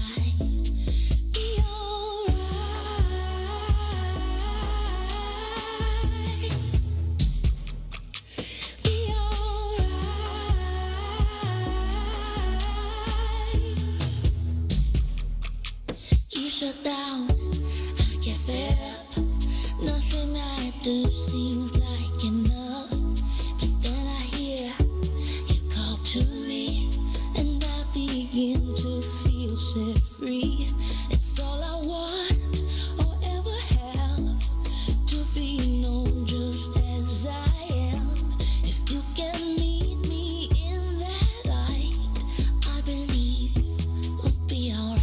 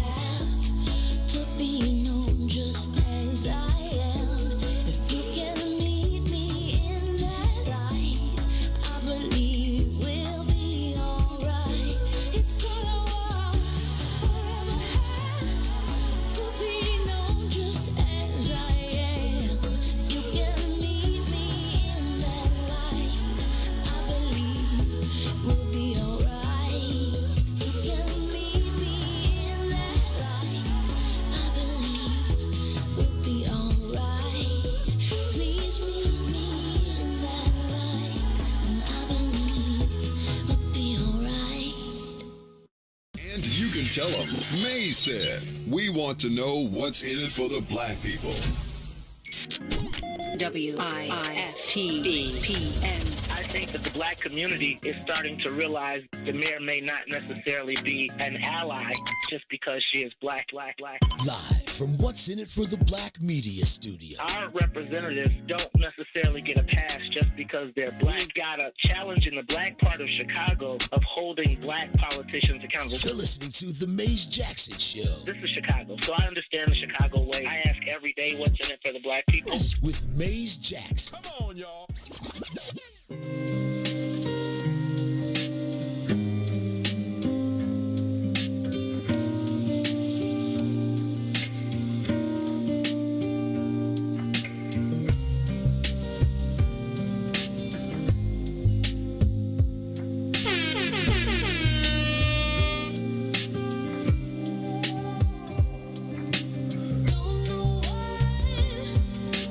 Don't know what is real.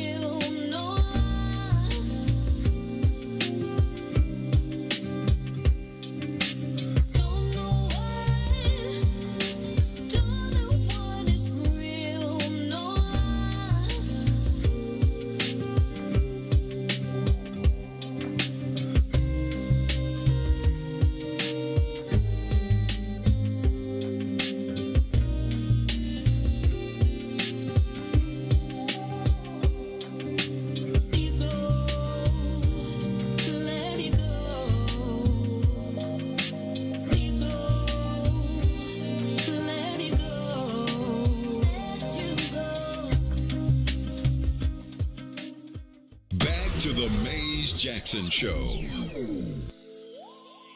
You are listening to the Mays Jackson Show. I'm your host, Mays Jackson. Got my co-host, Todd Stroger. Miss Ruthie Moore is in the building. I'm your man, and we got... All right, y'all. I ain't think he was coming.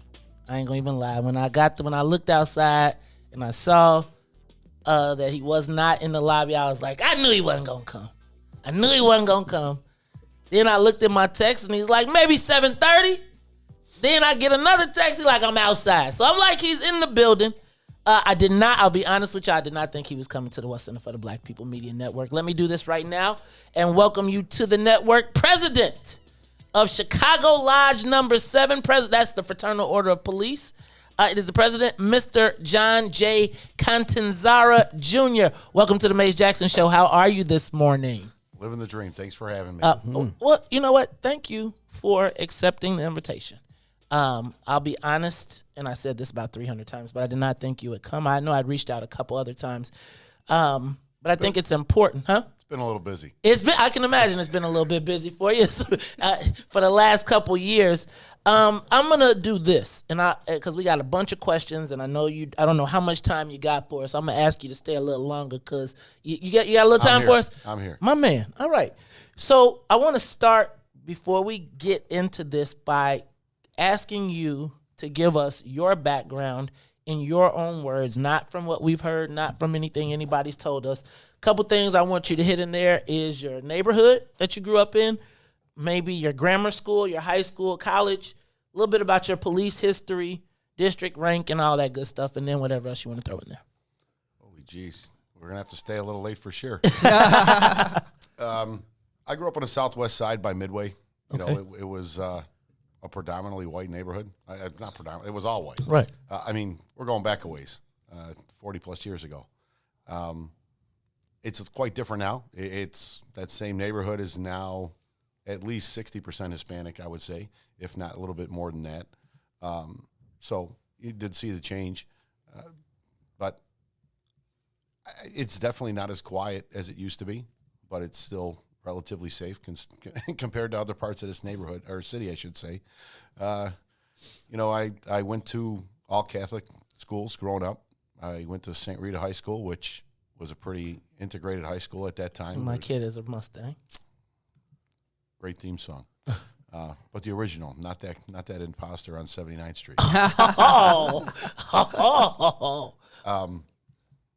Yeah, I just, you know, I grew up in a middle-class family. My dad was a truck driver. My mom was a stay-at-home mom for the most part. My grandmother actually worked in a church right across the expressway over here, St. Jerome's. It's a Catholic Croatian church, and she cooked school lunches every day for the kids, and we did weddings and stuff on the weekends. So I grew up in the kitchen since I was old enough to think. Got it. I was driving a truck prior to the police department. The police department called, and I'm not going to say I had any grand memories or thoughts that I wanted to save the world and be a police officer. I had a young son at the time. I knew I needed job stability and benefits, and I knew I was a people person. I couldn't sit in an office all day, so I kind of pursued this. And I know there's a lot of people that would disagree with this, but I think I was made for interacting with the public. Really? Interesting. So let me ask you this. What made you become the police officer? Like, what appealed to you about becoming a police officer? Again, the interaction with the public. It wasn't I wanted to go save the world and lock up bad guys by any stretch of the imagination, because I wasn't always the police, as the saying goes. Okay, so let me ask. So how has that worked out for you in interacting with the public, and particularly when you were growing up? How much interaction did you have with black people, and was it positive or negative interaction? Well, growing up, my sister was married to a black man for 22 years. Okay. I have a niece and two nephews that are interracial. So, the dynamic was a little strange in my house. You know, my dad, I want to say he was racist, but he was definitely biased. He believed you stay over there, we stay over here. Till the day he died, he did not know that my sister was married and that he had grandchildren, because they just didn't want him to know. They didn't think he could accept it. That was a family decision that was made. I was the last person in the family, the immediate family, to find out that I had a nephew that has the same birthday as me. When I turned 18, he turned 1. That was the day my mom let me know the quote-unquote family secret. How many siblings do you have? 4 other ones. So is she part of the family still now? My sister? Yeah. Oh, yes, absolutely. And you all accepted the... Yeah, I mean, again, the only person that really, I don't know. I mean, we never gave him the chance to find out till the day he died, unfortunately. But, that was just something they didn't think he'd be able to handle. And nobody wanted to deal with the drama, so they kind of just never told him. She wasn't around for holidays, and when she was, she came by herself. So it was a strange dynamic, but nobody had a problem with it. So it was something I grew up with. Okay. How do you think that impacted how close were you with your dad? My dad was a very functional alcoholic. I mean, he got up every morning, 5:30, drove a truck all day, went straight to the bar. Never really saw him much. So I wouldn't say we were close, but I did learn, and the older I become, you learn valuable lessons as you look back. Mm-hmm. He taught me the ethic of hard work and just sticking to what you believe in and not letting anybody compromise your beliefs. So I will give him that. But as far as, playing catch with my dad, didn't happen. Okay. That's fair. Currently, John, let me back up. Tell me about your police history. Like, where did you work? What did you like? Were you like a detective? Were you a lieutenant? Were you like a super, like... Never had any. Never were you had, like, no, that like, were you like a, like when you see on the TV, did you bust the bad guys or like sliding over cars, and where were you assigned and all that? I feel at any moment he's going to ask you where you like Inspector Gadget. Like, look inside of my sleeve. Right. He's got short sleeves on. I'm good. Right. I started in the 8th District over by Midway. Okay. I worked there for about 5 years. And you could say my long documented troubles with the Chicago Police Department started right about then, because the police department does not like to be called out on hypocrisy. I had an issue that I called out a lieutenant on. Of course, the commander came to his defense and made my life very uncomfortable there, so it was time to move on. That's the good thing about Chicago Police Department. You have an issue in one department or one station. That's what I did. I left, went downtown, had a blast downtown for several years. What is that, 18? Yeah. What do you mean you had a blast? Talk to me about that. 18. I was working midnights in the 18th District. It was always something going on. It was lively as heck. There was a great group of guys and girls.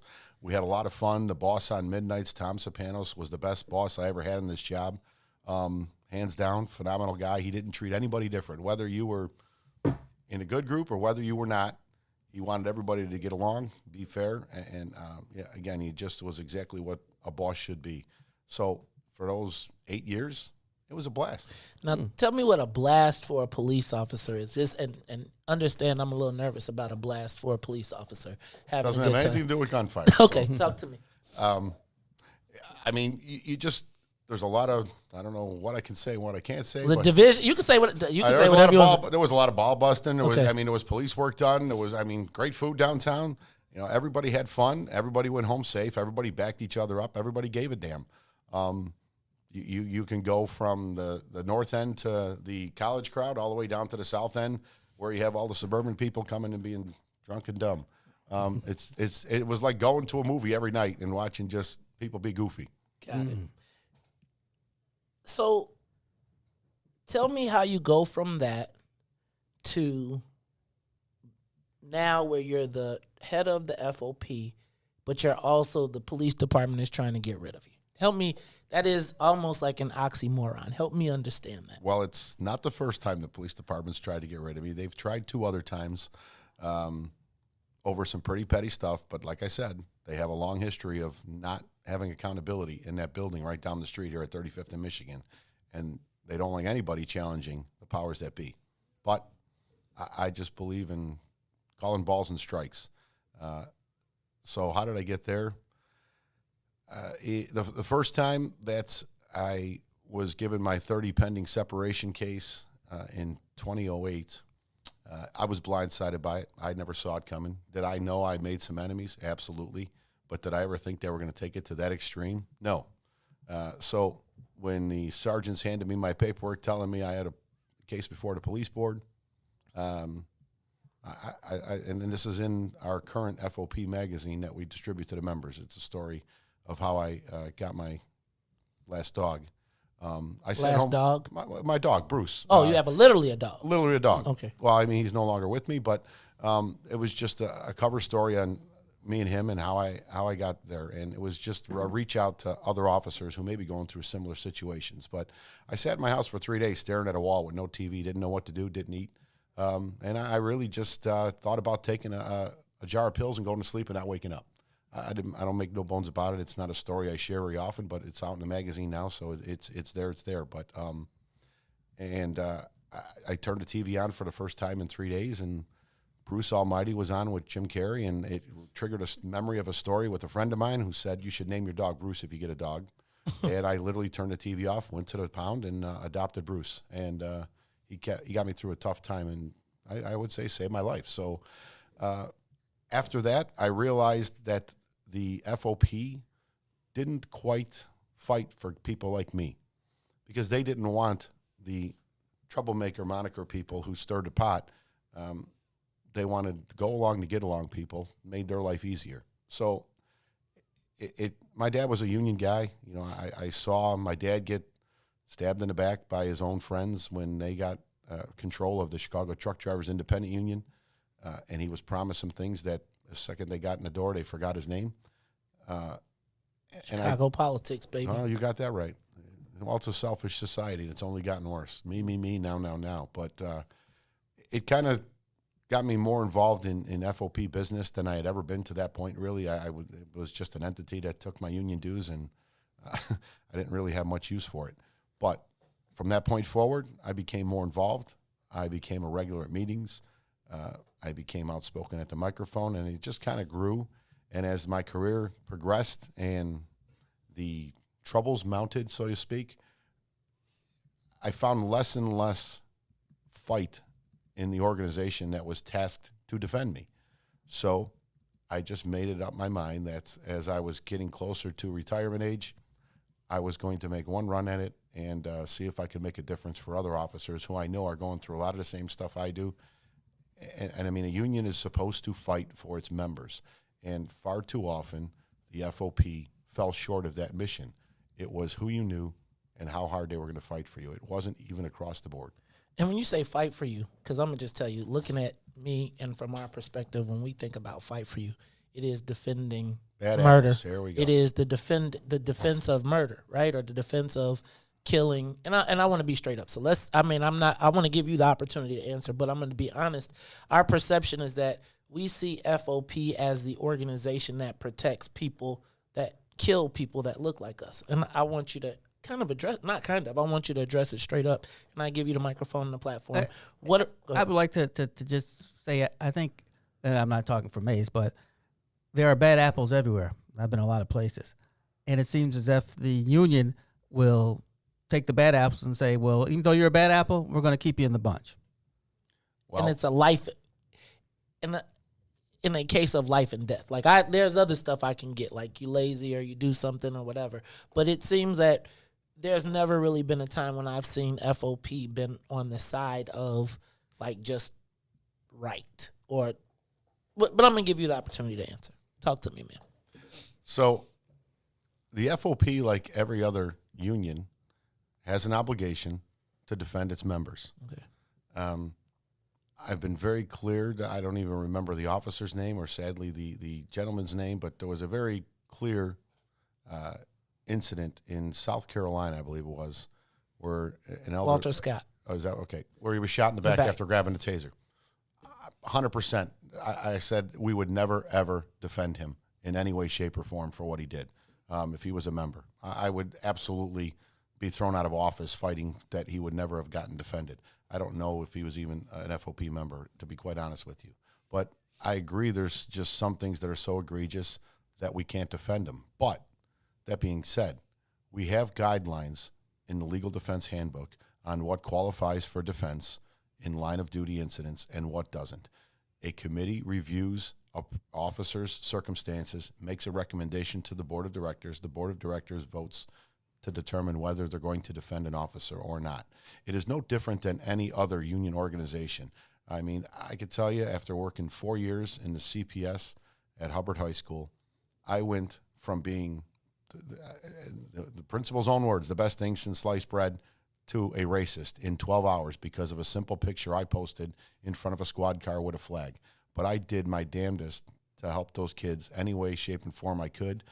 I built them a koi pond in the middle of that atrium out of my own blood, sweat, and tears by myself with my own money. Over $10,000 I invested into that pond to give them some place of solace in the middle of that school and neighborhood that they can enjoy. And I was a cross-country coach for the girls. I literally traveled with the ROTC team. And again, one little picture turned me into something. That was a pretty big picture. That was my biggest post of the year, by the way, for that year. I'm going to circle back to that. Well, we could circle back, Jen Psaki. But to go back to your point, you know, we've been having, and COVID kind of curtailed it a little bit, but last year we started community outreach conversations through Dr. Willie Wilson. And he was bringing ministers to the FOP where we could have conversations, explain to who we are as people, whether the women, men of the FOP, as police officers, and then what the FOP does. So I use this simple analogy, and I hope people just at least take a time to appreciate and understand this. At the FOP, you basically get an allegation from internal affairs or from COPA. They sustain it or they toss it out, one or the other. If they sustain it, you get a discipline recommendation. At that point, you get to file for a grievance and file for arbitration. Once an arbitrator rules on that case, it's done.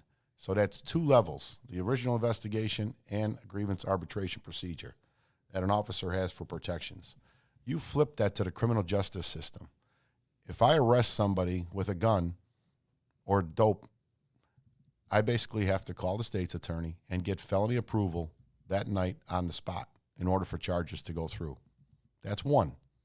Then you go to a probable cause hearing. Judge determines if there's enough to go to trial. That's two. Can get tossed out on that. You go to trial, whether it's bench or jury, that's three. You go to an appeal, that's four. You go to state Supreme Court, that's five. The average criminal, so to speak, has 5 layers of protection. The average officer has 2. At what point do we say enough is enough? And they want to keep adding more and more and more layers of discipline to the officer, but there's no accountability on the other end of it. So this whole perception that the FOP protects bad apples, again, we have an obligation to defend our members. Things aren't always what they seem. I'm not going to say that if an officer goes into a bank in uniform and robs a bank, we're going to defend him. We're not. What if he shoots a black kid 16 times in the middle of the street? Well, that was and we watch the body, and somebody has to say, "Hey, cuz, don't reload. Don't make." We're watching the body jump, right? Like 16 shots, and he got a job at FOP, right? Like that wasn't my choice. I was not there at that time. Okay, I would have not given him a job at the FOP. I thought that was a terrible idea, but again, I was not the president. Okay, I'll give you that. I appreciate that. Ruthie, you got some in your box? I got it in the meantime, or whenever you're ready, you can jump in. Sure, I have a question for you related to the use of force. So I've read a few of your interviews, and you talk about how that is a fundamental aspect of policing in regards to police ability to use lethal force. And so a part of the, defund the police movement is in relation to the use of force by police. So we saw it with a few police killings that have happened recently where it's like, well, why didn't they use a taser or rubber bullets? So can you talk about the use of lethal force within communities, and do you believe that police could be as effective with non-lethal weapons? Good question. I think we already use non-lethal weapons when it's called for. You refer recent shootings, and everybody has seen the Adam Toledo video. That officer didn't have a non-lethal option when an offender is running with a gun in their hand that was just fired, more than likely by the officer's assumptions, and very good assumptions, by the way, by that offender, 8 times at a vehicle. They don't know at a vehicle, but they know that somebody shot 8 times 90 seconds before they showed up, and there's only 2 people out on the street, and someone's running down the street carrying something, looks like a gun. You don't say, I think I'm going to shoot my taser instead. again, we have no obligation to be fired upon or shot before we return fire, ever, and nor should we. Let me ask you, John, do you acknowledge that the roots of policing lie in slavery? That police were really to protect property and so understanding that, I would just tell you that our belief is that police, and not even our belief, we know that policing initially was brought to protect property, which essentially we were chattel slaves. Talk to me about the perception. So you don't think there should be any police? Is that what you're saying? No, I'm not saying that. I'm asking. Let me get to my question. My question is that if that be the root, or if that be where it came from, how has policing evolved in their perception of dealing with black people specifically? Because I do think that there is a difference in the way that police officers treat and perceive black people. Now, do you believe that there is a bias at all when it comes to, or do you think black people are more likely to commit crime? I think there's a bias in everything in life. Look around your room. Look at the title of your show. What's in it for black people? Everything is race-based today. I mean, it's sad, but that's just where we're at in society. So I don't think that you're any better than the implication that the police department was initiated to basically keep slavery. Wait, you're saying what's in it for the black people? Media is this anybody who has an entity or an argument that starts with a race-based, you're basically being racist in some or biased in some way, shape, or form yourself. So you're almost being hypocritical. I would give you biased. I would say we can't ever be racist. I said racist, or okay, that's not. We can't be black true. People can't be racist. Why you cannot? No, we cannot. No, we can be biased. No? We can be prejudiced. We don't have the power. So if a white person moves into the middle of Inglewood and they start getting their house trashed and stuff, that's not being racist? I don't think a white person moves into the middle of Inglewood. Okay, they're going to get a basket. There's plenty of Hispanic people that moved into Inglewood. I know that for a fact. Okay, and what happens? So if they start getting attacked, my point is, you say you can't be. Yes, everybody. They could be prejudiced. Everybody has the capability of being racist. So let's just. Well, our definition. Let's argue about it. But our definition. We don't have to argue about it. But our definition of racist is prejudice plus the power to enforce it. Right? But power how? Power can mean many different things. In a neighborhood, it could mean as simple as intimidation. I think in the grand scheme of things, I think we're talking about institutionally. But John, I guess my question becomes, how does that bias play out? Because, I was thinking about when you just got through saying that the FOP votes, right? And the board votes and they decide which cases they're going to. How many black people are on that board? None, currently. How many black people have been on that board? In the past? Mm-hmm. I don't have the number, but off the top of my head, I'd say it's probably close to zero.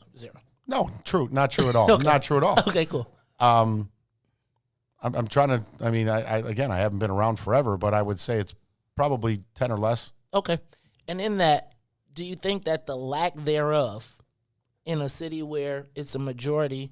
I don't like to say black and brown, but there's a majority of black and brown people in this city. Do you think that impacts kind of the mentality of, do you think black people are adequately represented in the Fraternal Order of Police? And do you think that yes. that lack of... You mean black officers? Yes. Black officers but at that power level, right, that essentially allows us to have a voice in kind of the policy there. Why should you have a policy in my organization? Why should the FOP is a private organization? No, I'm saying the black officers. Do the black officers yes. have a role in a voice in what happens? More than they've ever had before. Really? Yes. Okay. I'll get it. And I'll tell you, the simple dynamic is our board of directors is made up by an election. Mm-hmm. People have to run for office to get elected to be on that board. I cannot control who runs for office in an election. There is qualifications that you have to meet in order to be able to be a candidate for elections every 3 years. If black officers are not coming to the meetings to qualify to run for office, I cannot control that fact. We had just over, I think, 121 eligible candidates to run for this last cycle, and less than 10 of them were black. Less than 10 of them were female. Those are dynamics I cannot control. Do you think it has anything to do with the organization, though, yes. them not feeling as though there is a place for them there? 1,000%. And we said this during the campaign when we went to district and roll call after roll call, that we noticed the reason why. And it wasn't necessarily racist based or even misogynistic, as the mayor likes to use that word all the time. But the reality is that the people that were in charge of the FOP, they didn't want me there either. They wanted the least competition possible so they can get reelected every single time, because it made elections easier to continue to work there and do the bare minimum. That was absolutely a dynamic. So it was not necessarily as much race-based as it was. They just didn't want competition at all. But we were very clear that we were going to change the dynamic. You know, I don't, you'll be the first person. I'll break some ground with you here, because this is not a story I tell publicly. But there was an election a couple cycles ago where an officer was running for office, and someone on his ticket was an African-American that I've befriended when I was in trouble. One of my many. You got black friends? I do. I've even had a couple black girlfriends. Oh, Lord. We don't say that one. That's the. Oh, go ahead. Ruthie, stay over there. I figured you'd appreciate that. Go ahead. There's no race they based in that. Go ahead. I'm just joking. Go ahead. Come on. You brought it up. So, in the process of running for office, I told him that he was being used. They wanted him to go to the black districts, theoretically, where most of the black officers, a lot of the black officers work, and just get votes for them. He assured me that it wasn't, that they were onto something groundbreaking and great. I said, dude, I wish you the best, but I just don't see it. I know my guy. Okay, go ahead. They ain't my guy. Okay. That's not cool, because that ain't my guy. Okay. So that being said, as things progressed, one day I'm leaving an FOP meeting, and I had to go do roll calls, and I catch that person by the doors, and I ask where my friend is at, and he literally looks around and goes on a tirade. Okay. And drops the N-word several times, referring to him. And I just kept looking straight ahead, and I'm thinking to myself, unreal. So I tried to keep my composure. I leave. Now, what do you do with that information? Now, I didn't know what to do. And I literally was driving down to Dan Ryan South, debating, what do I do? Do I call and tell him, or do I not? Well, I got to about 73rd Street, and I can remember it clear as yet today. I called him and said, listen, I'm going to recount a story to you, exactly how it happened, word for word, and you could do with this information what you want. And I did. And there's dead silence on the phone afterwards.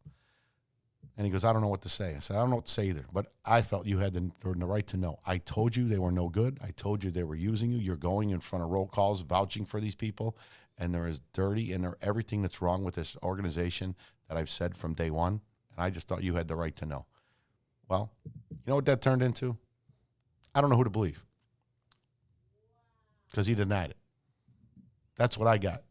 And I didn't talk to that person for 3.5 years because he questioned my honesty on something so major to me. It caused a major rift, and I was pretty pissed, to be quite honest with you. But, again, I told that person, you're exactly what's wrong with this organization. You have already told me you will not defend 4,000 officers the same way you will defend the other ones. And you cannot be president of this organization ever if I have anything to say about it. So do you think that police officers, do you think that the blue organization trumps everything? I don't want to use Trump, but like, do you think that, because, you know, one of the things that we talk about is this blue code of silence. Does a blue code of silence list, is there a blue code of silence in your estimation? You look at my discipline history, you could see there's no blue code of silence with me. I've spoke out about wrongdoing a long time. You know, I'm facing a police board case right now because I called Eddie Johnson out for breaking state law. I mean, he broke state law, and I'm facing a police board case because of it, because the department doesn't want to hold anybody accountable. And this isn't even, I know a lot of people want to turn that into, oh, well, the white copper's going after the black guy. That's not true either, because I actually made a complaint against Jody Weiss in 2009 that went absolutely nowhere. Nobody in the police department wanted to address it whatsoever. They totally ignored the complaint in violation of department policy all the way up the chain of command. Let me ask you, John. I Where does the problem exist between black people and police from your standpoint, particularly in Chicago? So here, I'll tie a couple things together. June 30th this year, we'll be memorializing the 20th year anniversary of Officer Brian Strauss's death. Brian was my class commander in the academy.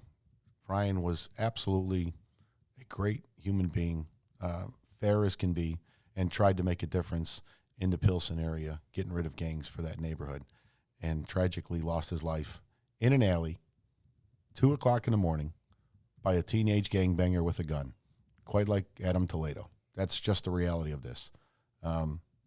So, that being said, sorry, I got to get my thought there. I think of Brian and I kind of get distracted. Where are we going with this? Remind me quick, mate. I had a point here. We were talking about, is the police department inherently racist? Where do we fix the problem between black people in the police? You want to take a break?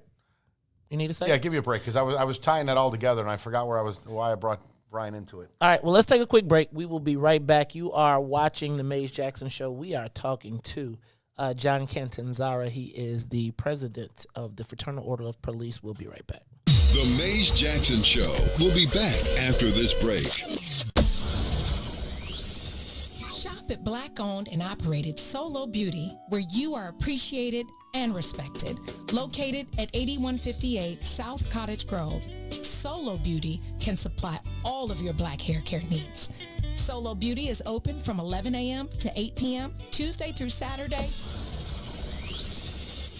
The Chicago Legal Network is the collaboration of attorneys that concentrate in many areas of the law most needed in Chicago neighborhoods. The CLN lawyers focus on personal injury, criminal defense, and other issues. The CLN lawyers all average over 20 years of legal experience and are dedicated to helping the Chicago community. The Chicago Legal Network is committed to developing black lawyers through mentorship and co-representation. So if you were injured in a car accident, slip and fall, or injured on the job, or you need assistance with criminal defense, including driving violations and DUI, check out ChicagoLegalNetwork.com for more information, or call 773-912-3545. 773-912-3545.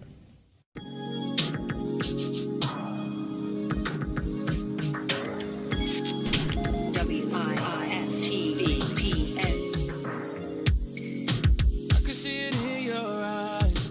You've been hurt way too many times, baby. And if I'm being honest, yeah, I can tell, girl, that you want this, yeah, but I can only wait for so long, girl. Giving us both some space so we can see, but don't make this too hard, yeah, 'cause I still want you right next to me.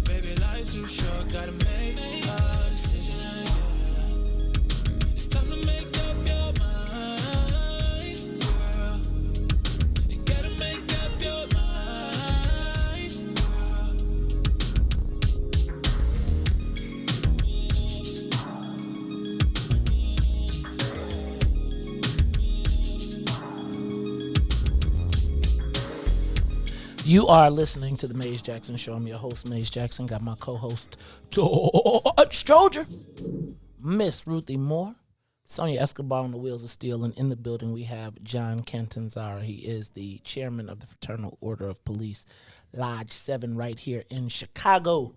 And we took a break, and you had a point you wanted to drop before you came back. You were mentioning your training officer. Correct. I was going to point something out to it. It's Cantanzara. It's misspelled. I'll fix it. So wait, Cantan. Got it. Okay, I got you. I'll be back. You'll be back in a hot second. Where's that from in the old world? Can't. Italian. Italian. Okay. Can. So where I was going with it was, every year there's a memorial service of Brian's death at the site where he was killed in Pilsen, and last year's ceremony, I was sitting next to Superintendent Brown, and he gave his remarks, and then I gave mine, and he actually said something about my remarks that was pretty good. I'm going to steal that line. And all I said was, as the police, we can be a little more human, use a little more discretion, and have a little more humility. And I think that goes a long way in changing the dynamic of what the Chicago Police Department is perceived as in many of the neighborhoods. Okay, I think that's a good segue to my question related to humility and humanity. So we all saw the Anjanette Young video many, many, many times. And one of the most gut-wrenching parts of that video was looking at the white male officers sort of standing around as she was handcuffed naked, pleading that you have the wrong house. And so in terms of humanity, a lot of people watched that video, and it made us have feelings related to Chicago police officers, particularly white ones, not being able to see the humanity in black people. So can you talk about how police training had an impact on how the officers were reacting to that wrongful police raid? Would you have been as outraged if Anjanette Young was white? Yes. As outraged? No, I probably wouldn't, because I would expect you to be. Being honest, thank you. No, because the simple reality is, again, I've said it the day that it came out. Could they have done a better job of covering her up sooner? Absolutely. No doubt about it. Was there anything egregious or nefarious about their intentions or what they did? No. They had an obligation to make, and people, you say that she said you got the wrong place. Do you know how many times officers hear, it wasn't me, I didn't do it, and you could have blood all over your hands? I mean, it's ridiculous. Criminals don't say, okay, you got me, it was me. It just doesn't happen. So naturally, when someone hears, I didn't do it, you got the wrong place, you just discard it. You have an obligation to make sure that the rest of the place that you're doing a search warrant on is secure. There's nothing hidden. There's nothing, no one hiding. There's no weapons, period. Okay, so you used the word naturally. And when you watch that video, naturally, a natural reaction would have been to provide her with some coverage for her naked body. Have you ever been to police? And so have you ever been to police? Let me finish my question. So a natural reaction was not what we saw from those white police officers. A natural police reaction is to secure the scene. So a natural police reaction is different from a natural Well, we're human talking reaction. about police. We're not talking about you going into a building. We're talking about the police going into a building. The natural response for a police officer is to secure the scene first and foremost. Hence why in the beginning of the question, I related it to training. So are police officers trained to not see black people as human? And so police training would make them naturally react to see me as an animal? I'm not even going to dignify that with an answer because that's just an ignorant statement to make. They didn't go in there looking at a black woman. They went in there looking for an offender on a search warrant. Who was not there. Do you know that until you searched the whole place? They did. They searched and she stood there naked. And at that point, after they had the scene secure, she still stood there naked. Again, I already conceded the fact that they could have did a better job covering her up, but her race had nothing to do with it, and you're going to keep implying it. And I'm going to keep telling you you're absolutely wrong. Let me ask you a question. Is it a lack of training? Is it a lack of proper training? No. I think that there is a lack of compassion. I think it was, and I think it goes back to our whole premise, which, and I'll be honest with you, I think that from our standpoint, we don't believe that police often, you say they don't see race and the police reaction. My premise is that they don't see us in the same manner. They don't see us all the time as human. And I think that watching that happen, we felt like there was some appeal to our heart, right? And maybe there was no heart there. Yes, you will concede that I will give them every bit of the fact that they were police and doing their thing.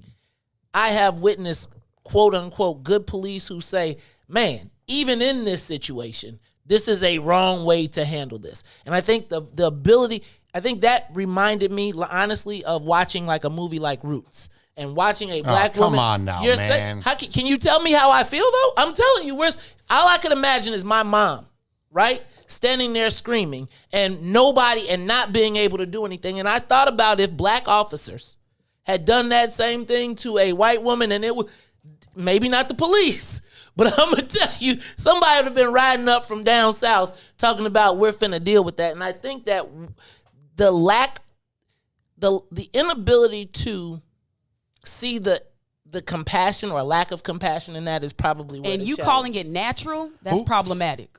You know, again, I you've never been the police, so you don't know what natural to police is. You have never been a black person that has felt like the police is an occupying force. We're talking about a police response. And I'm talking about her response. Did you hear her? But you're talking about the actions of the police. You cannot speak firsthand on the actions of the police. I'm speaking firsthand for Anjanette Young, who was pleading naked. Okay, good. You can speak for Anjanette Young. You called it a natural reaction. That's the problem. From the police side, it is a natural reaction to clear a location first. They did it. Period. After they did it, why couldn't they cover up? Again. We're going to keep hashing this over again. I said they could have did a better job of covering. They tried covering her up. Not with a big enough. They tried. So let me say this. You're tripping, bro. But here's what I'm going to say. This is what I'm going to say. And this is where I'm going to go. Here's the thing. You got to let people answer the question. You can't force them into the answer. And I think the key for us is for I did answer the question. I'm not debating you. I'm saying for us, right? So you have the question. We wanted to know, what did you see in Anjanette Young? He told us a police response. I'm still mad about it. I still don't like it, but that is his response. I can't change that response. It goes back to, what do they see when they see us, right? He said as a police response, I'm telling you, you have an interpretation as a police officer. We have an interpretation as black people. My fear, my hope, right, is that somewhere in the universe of police response that humanity makes it in there, right? And I think that the ability to watch a lady stand there naked, she ain't a senior citizen, but someone standing there naked all that time, you would hope that somebody had compassion. Can't make you have it, make you have the police response. Go ahead, Todd, you got a question. Well, no, actually, I do have a question, but I was going to jump into that in the sense that after seeing the video, I think that that everybody was uncomfortable and traumatized. And that may go back to what Ruthie was saying in a sense of training, or what the manual says you're supposed to do, or what the supervisors should do. Because it seemed like the place was secure, and then everybody was kind of standing around, and they just didn't know what to do, and nobody stepped in to be the leader and say, okay, this is step 2. And that's why it just seemed to drag on out. And became, it was like listening to a child cry. When I hear a child cry, I get, the hair in the back of your neck stands up. That's called a natural reaction. Yeah, but I think everybody in the room had it, but they just didn't know what to do. You can't speak for everybody in the room. You can't do that. He just told you a police. I can tell you what I think. Okay, go ahead. I think everybody probably in the room had it, because I think it's a natural reaction, just like Ruthie said. Everybody gets that feeling when they hear certain noises, but police are trained to react a different way than I'm going to react. Because I'm not running into rooms with people, so I understand that part. But the question I wanted to ask you was, do you think there is room for, when people say defund the police, I don't look at it as, you just, stop hiring officers and cut some. I think it's more of, there should be more things that come out of the police station, like things with Miss Young. She's clearly traumatized. She's clearly not guilty of anything. They broke her door down. You know, they looked a little like, I'm sorry, but, you know, all they really do is leave. That's not true. That's not true. She actually shook the supervisor on scene's hand after they were done. He apologized that they had the wrong location. He made sure that they kept the car there and told her they would secure the door. You don't see all of that. So all of that was done. Again. Who does that? Who does what? Like, does that come out of the police department's budget? Who secures the door? Yes. Yeah. Wrong? Yes.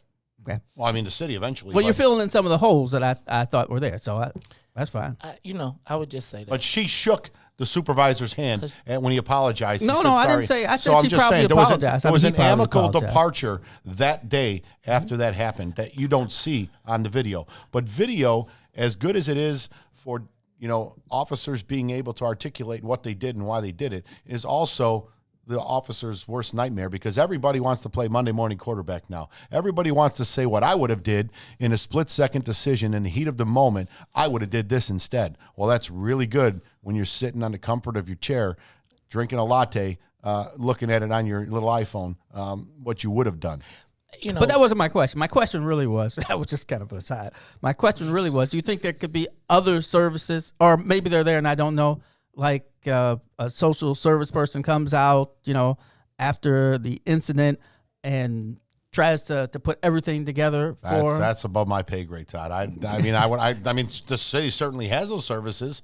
Whether they're implemented after the fact, after a police action, I would probably say not, but I don't know for sure. Well, that's why I'm thinking that they would be actually connected to the department itself. And I think there could be other things that, I don't know, maybe they don't use, but, you know, we saw that chase where people getting car wrecks and stuff. I mean, don't they have those non-lethal things where they, you know, throw out a big thing and they run over and bust all their tires, or they put a big old foam thing in, the guy runs into it? I'm just wondering why we don't have those type of things to kind of have a non-lethal response, but stop somebody who we know or really suspect has done something. So spike strips you're talking about, flattened tires. Do we have them? I don't think we do. And if we do, I don't know them ever being deployed. I could tell you that. They're almost impossible in city streets because there's so many different options for cars to turn and avoid them, number one. Number two, and that's what that topic specifically, the riots last year, you know, the looting and rioting. Uprisings. Yeah, rioting, Uprisings. looting. Yeah, uprising. Uprisings. Yeah, okay. I'm 50-50 on that. So, of course. I literally watched on podcams car caravans driving all over Roosevelt Road, downtown, breaking into stores, jumping their cars, go to the next. And all I said from day one was, why not empower the officers to cut tires so these cars can't keep driving everywhere? It has the same effect, but it would have stopped a lot of the rioting and looting because the majority of it was done by car caravans. It wasn't people on feet running 6 blocks down to the next store.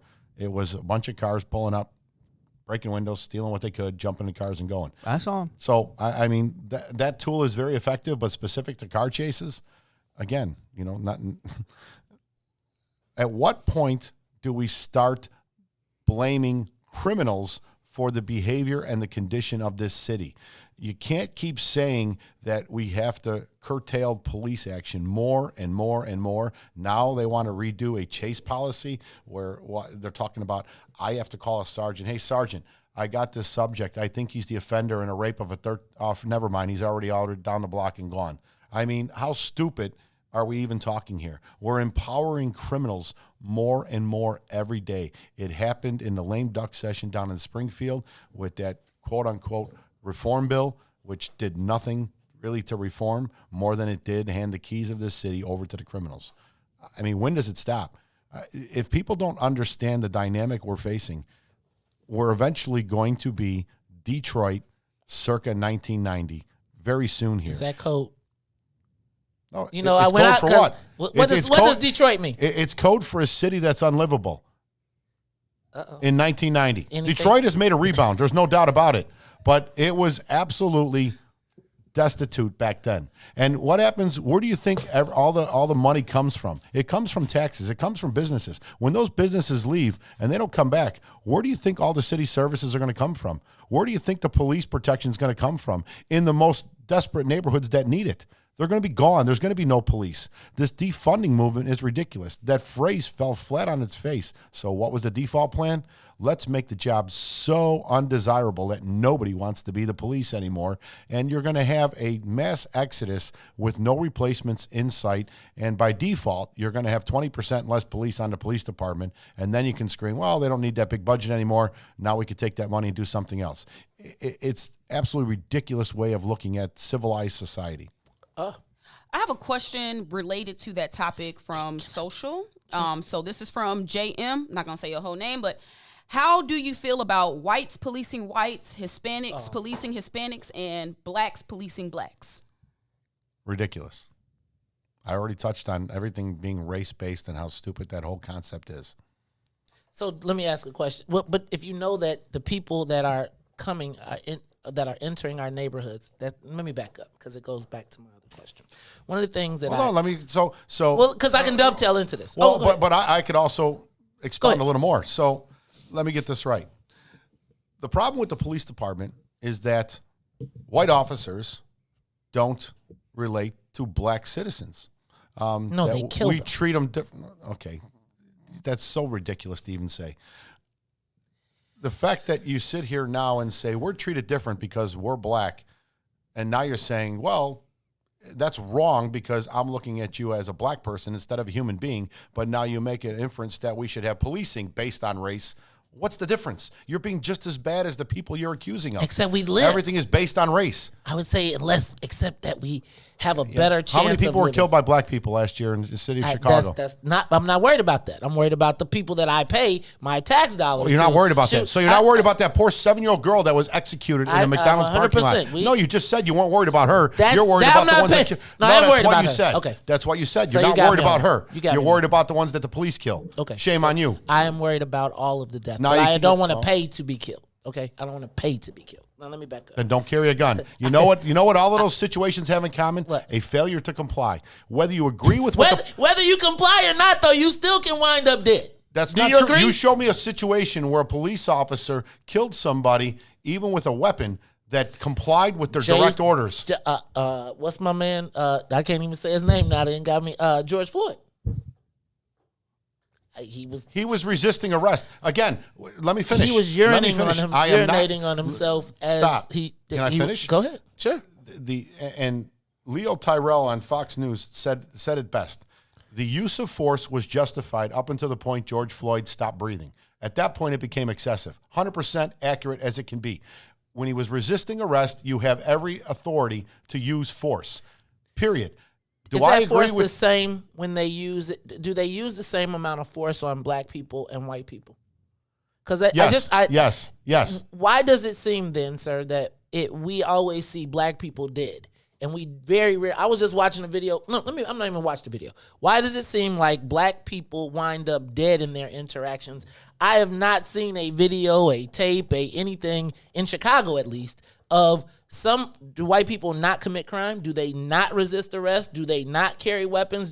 There's more white people killed by the police than black in this country. That's because there's more white people in the country. Now let's talk about percentage-wise. Let's talk about percentage-wise. So my question is in Chicago, though. I'm not talking about the country. I'm talking about Chicago because maybe I missed it. Have we ever seen here recently in the last 2 years an opportunity where the police had to kill a white person? Like kill them for not complying? Do white people always comply? Because I can't recall. I can't recall any time.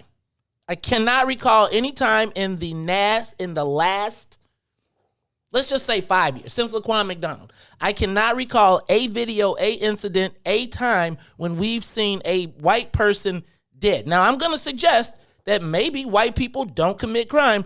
None of them come from off of 290. None of them come through the neighborhood. None of them create a whole market. None of them get drunk. None of them have fights at bars. None of them do carry weapons. Only black people. Oh, and Adam Toledo. Well, Adam Toledo was Hispanic. I usually don't do that, but I'm asking you, sir. And again. And I'm saying that respectfully. Throwing that Adam Toledo thing in is ridiculous because there was absolutely nothing wrong with that shooting. But it's a little grandiose to sit here and pontificate about no white people do anything wrong. It's ridiculous. The stats And he did? The stats tell you otherwise. Not off the top of my head that I could think of. Does that mean it hasn't happened? No, I guarantee you it's happened. I just can't come up with a name or a situation. But comply makes all the difference in the world. If you're black. Can I finish? Go. What? No, period. If you feel the officer is wrong in what they're telling you to do, then fight it another day, make a complaint, let it go that route. But comply with the initial thing. People think they can do, and I know you're going to say I said people, and this is a broad term all across this country. People think that they can do whatever they want. They don't have to answer for their actions anymore. They're totally independent of law and order.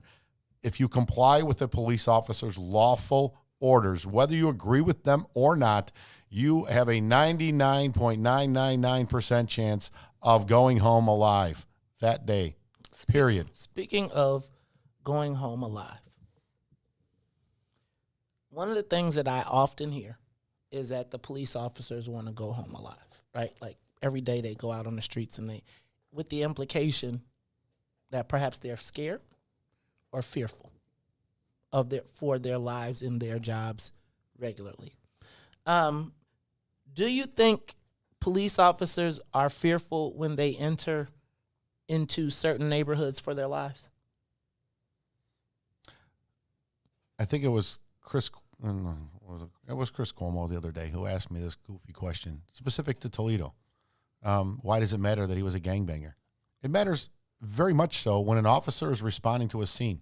You take the totality of a situation when you get an assignment.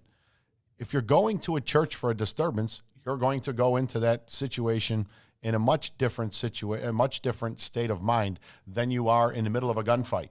I mean, you're just not going to go in amped up. You're going where there's shots being fired, you're going to go in amped up. When it comes to race, I don't necessarily, I wouldn't agree that a race makes a difference in how an officer goes into a scene as much as the circumstances attached to it. So if you have never, so I guess my question there really goes a little bit deeper. Because I feel like police officers, when I hear them say first of all, I hear oftentimes when we see somebody dead, I fear for my life, right? Which I think is code word for kill this month, right? I need an excuse and I can say that. But the other part that I often question is when we hear to me, an officer of the police, a police officer of the police, the police officer has been put at a higher level, should be held to a higher standard because they have the power of life and death, right? And I often am concerned that if you are placed in a place where you are nervous, you are scared, you're a new officer you move into and you get assigned to the 6th district, right? And you came from Beverly and you ain't never really had to interact because there was a bubble around you. And now you are dropped dead into, and every piece of stereotype, every bit of stereotype, every bit of everything that you've heard about those people, you may see in some cases. Does that play into how you deal with or interact or value the life of those people realistically? No, and I'm going to take exception to your whole scenario you put there, as if being in fear of your life is not a valid response for a police officer. It is part of the statute. You have to be in fear of your life or in fear of the life of and protecting someone else's life. That's part of the statute in the state of Illinois. That is the reason why you use deadly force. So when an officer says, I shot because I was in fear of my life, it's a valid response. It may sound robotic and repetitive, but that is part of the statute.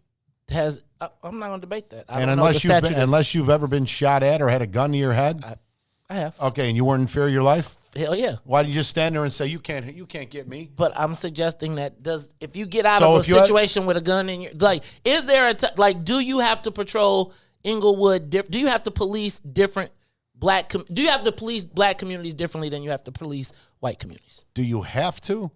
Is it necessary to be effective? Well, it kind of goes off the other earlier comment about being a little more human. Again, is there more violence in certain neighborhoods? Absolutely. But does that mean that everybody in that neighborhood's violent? Absolutely not.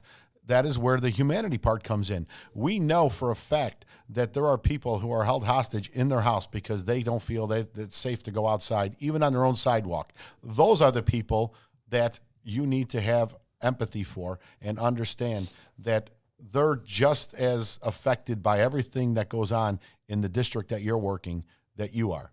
And to say an officer is not affected or traumatized by repetitive daily experiences that are on the job is disingenuous, to say the least. When you're working, and I just had a really good lifelong friend retire out of Inglewood, white officer, spent his whole career in Inglewood, stand-up guy. No one's going to say anything bad or that he was unfair when he worked in Inglewood for 29 years.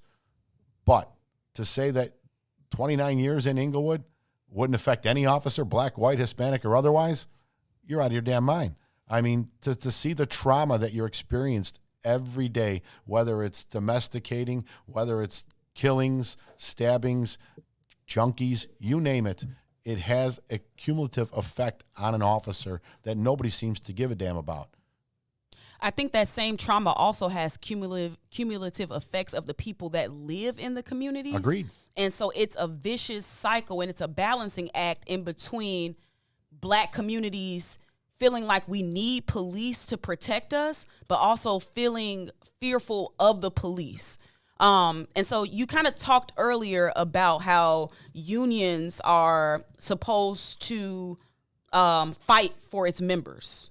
And so I've heard you be pretty critical of CPS. So I'm curious, how do you feel about the Chicago Teachers Union advocating for their constituents in the same way that you advocate for your union membership? Well, let me just say, I don't know the stats as of the last couple of years, but I know when I was at Hubbard High School, I've seen time and time again misconduct by teachers. I've seen teachers throw kids into a radiator to break up a fight. And I mean literally by the backpack. And that teacher was back in school 2 weeks later. Teachers outnumber police 4-1 in this city. But yet we get fired at a 10-1 ratio over teachers. Explain that to me. Teachers are taken out of a school, hidden somewhere else, and put in a corner in a timeout or reallocated and hired by another principal. They're not fired from their job. So again, who protects the bad apples here? And those are the ones that are teaching the kids. Well, damn. I think the only outcome, the only difference is, I got to say it, is the outcome of death. Let me ask you this, John. Do you think that is there room for improvement in the relationships between police and black folks? And what role do police play in it? Absolutely. Listen, we're all on this planet together. I mean, let me touch on another point that Ruthie made with the neighborhoods and the people who are also subjected to those same circumstances on a daily basis, sometimes for a whole lifetime, 40, 50, 60 years, twice as much as the average police officer. The police didn't create the policies and the conditions within those neighborhoods. The politicians did. The same politicians that promise the sky and deliver the dirt at their feet. They don't do anything that they say they're going to do every 4 years. And, Mr. George Blakemore, because he doesn't like me calling him George. Go ahead, Mr. Blakemore. He don't like nobody calling him George. Well, sometimes, but the last couple times, not so much. But, a lot of people have a lot of things to say about Mr. Blakemore, but I could tell you when he goes to city council and tells them that, and I can't use the word Uncle Tom, but he does, and he is 100% right in many ways that they sell out their own communities election after election after election for their own purposes. They are very similar to the problem that was at the FOP. It's me, how do I get elected? And I'll do whatever and say whatever I need to do to get reelected, but there is no real lasting changes in the neighborhoods that they supposedly represent. That's just the simple reality. And the drivers of 3653 in Springfield, namely Representative Slaughter and Senator Sims, and even now Representative Tarver, they represent some of the most violent neighborhoods that part of this city is a bloodbath, a washing of bloodbath. And what do? They want to make it easier for criminals and have less repercussions for breaking the law. It just doesn't, it defies logic, but nobody challenges them on what they're doing and what the effects and how it's going to change the dynamics within these communities over 5, 10, 20 years. It's just not. It's going to be more of the same. John, how do we fix it from your perspective? Like, start holding people accountable. Quit electing the same politicians over and over and over again. And again, we've been very outspoken about State's Attorney Fox and her inability to really have an understanding of what matters. And the fact that she was reelected by the same communities that are affected most by crime in this county is just head scratching to law enforcement. Maybe can I tell you why probably you might not understand it, and I'm saying this 100% genuinely. I think you may not understand it because I think there may be a different level of understanding, like, for instance, for the Burge situation, for the fact that black people know that they can be, they say it's better one person, everybody guilty go free, than one person be convicted innocently. That's like a super great ideal in the country, right? But stupid. It's the ideal that we idealistic, built it on, but right. Stupid. And so even in whether it's stupid or not, disproportionately the people who are the victims of that, as we've seen these mass exonerations, tend to be black folks. And so you got to say to yourself, and I think Ruthie has hit this, we are damned if we do, we damned if we don't. I think that we do live in communities where there is a need, I don't want to say a need for policing, but we do have issues in those communities. The challenge for us is that we know we have internal issues, but as the assault from the external issues are coming, we got to figure out how we deal with that. It's crazy to feel like the people that you call could potentially be the same people for assistance, could potentially be the same people, whether it is implicit bias, whether it is 29 years of working in a neighborhood and making the presumption that you could wind up dead in that same situation. And I don't think it's the norm. You know what? Dead is dead. Whether, and I'm not trying to trivialize it, but whether it's in your scenario by the people you pay, or more likely, very much more likely, by someone in your own neighborhood, dead is dead. I don't know how to the dead person it makes a difference how they got dead. I think it is. If you picked up the phone, on the way to death, if you picked up the phone to get help. I don't think a dead person's going to say, I told you so. But they're dead. And right. if it was my family and they was calling to get your help and they died, I'd have a problem. Let me go. You should have a problem for all of it. That's my point. I do. I have a problem with everybody. But you're focusing on one aspect of it. No, when I'm talking to you, I'm focused on this aspect of it. When I'm talking to my people, I'm talking about a whole nother conversation about our accountability, right? There is a level of accountability that has to happen in the black community. Now, that's not a conversation that What's getting more traction right now? What's getting more traction for the last 5 years? What's the loudest voice in the room for the last 10 years? Police, police, police. Not the neighborhoods. But that's that's from your ear. Everywhere. Every news organization, media, person with a microphone, they grease the wheels of the squeak, and it's always the police, police, police, because that gets ratings, that generates revenue, blah, blah, blah. It isn't about addressing the situations that cause crime in neighborhoods, that make certain neighborhoods bloodbaths every summer.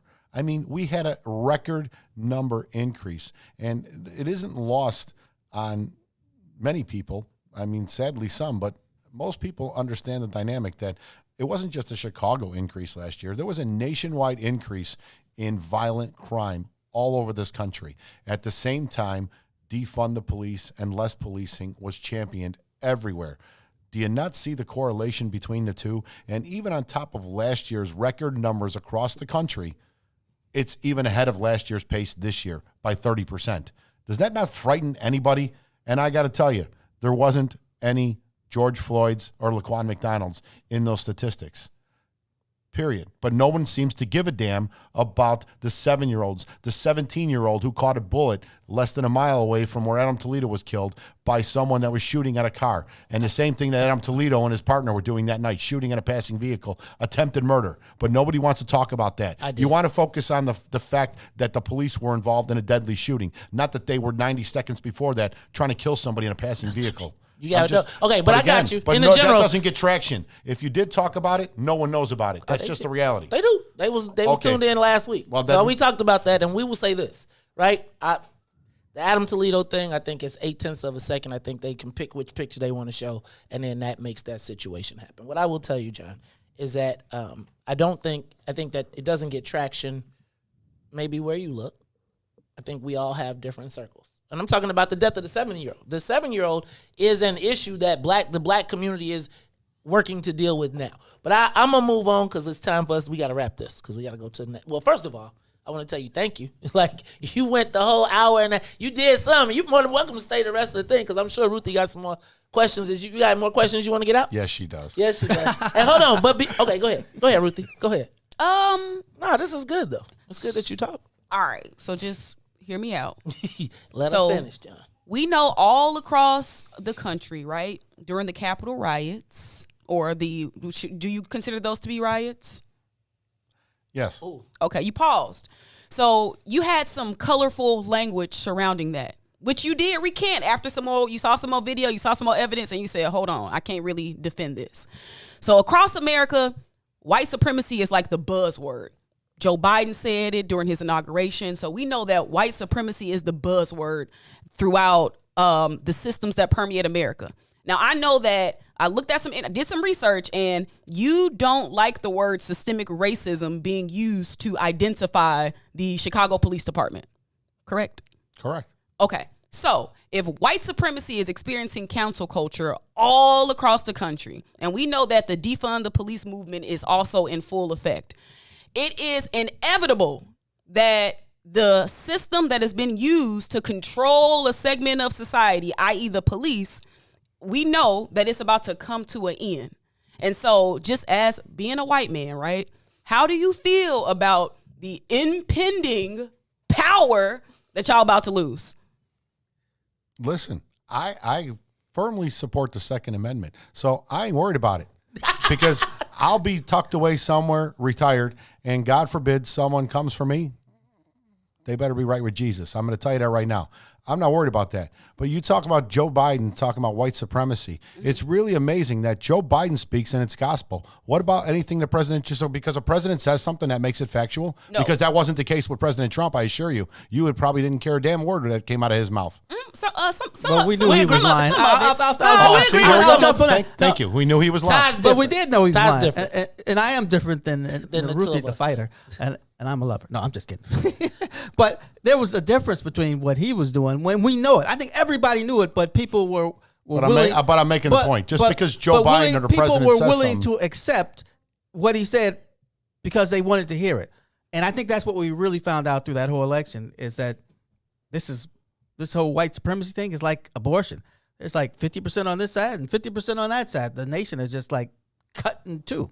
And the more we talk, everything being race-based, and again, you want to talk about, you think the police are going to be abolished? No. I didn't say that. You said your power is going to be gone. You're going to be done. They're going to go away. White supremacy. So are you equating the police department with white supremacy? No, you did. I didn't. No, you just did, Mr. No, I did not. Yes, you, sir. Yes, you did. How did I do that? How did I do that? No, don't put words in my mouth. How did I do that? We can run the tape back. You did, which means that you have an unconscious bias. No, you're wrong. And you're lying. I did not say white supremacy and the police force were the same thing. You're the one who said, what are you going to do when your power is gone? Yes. So you're calling me a white supremacist. Nope. I'm saying that. What power then? The police power or the white supremacist power?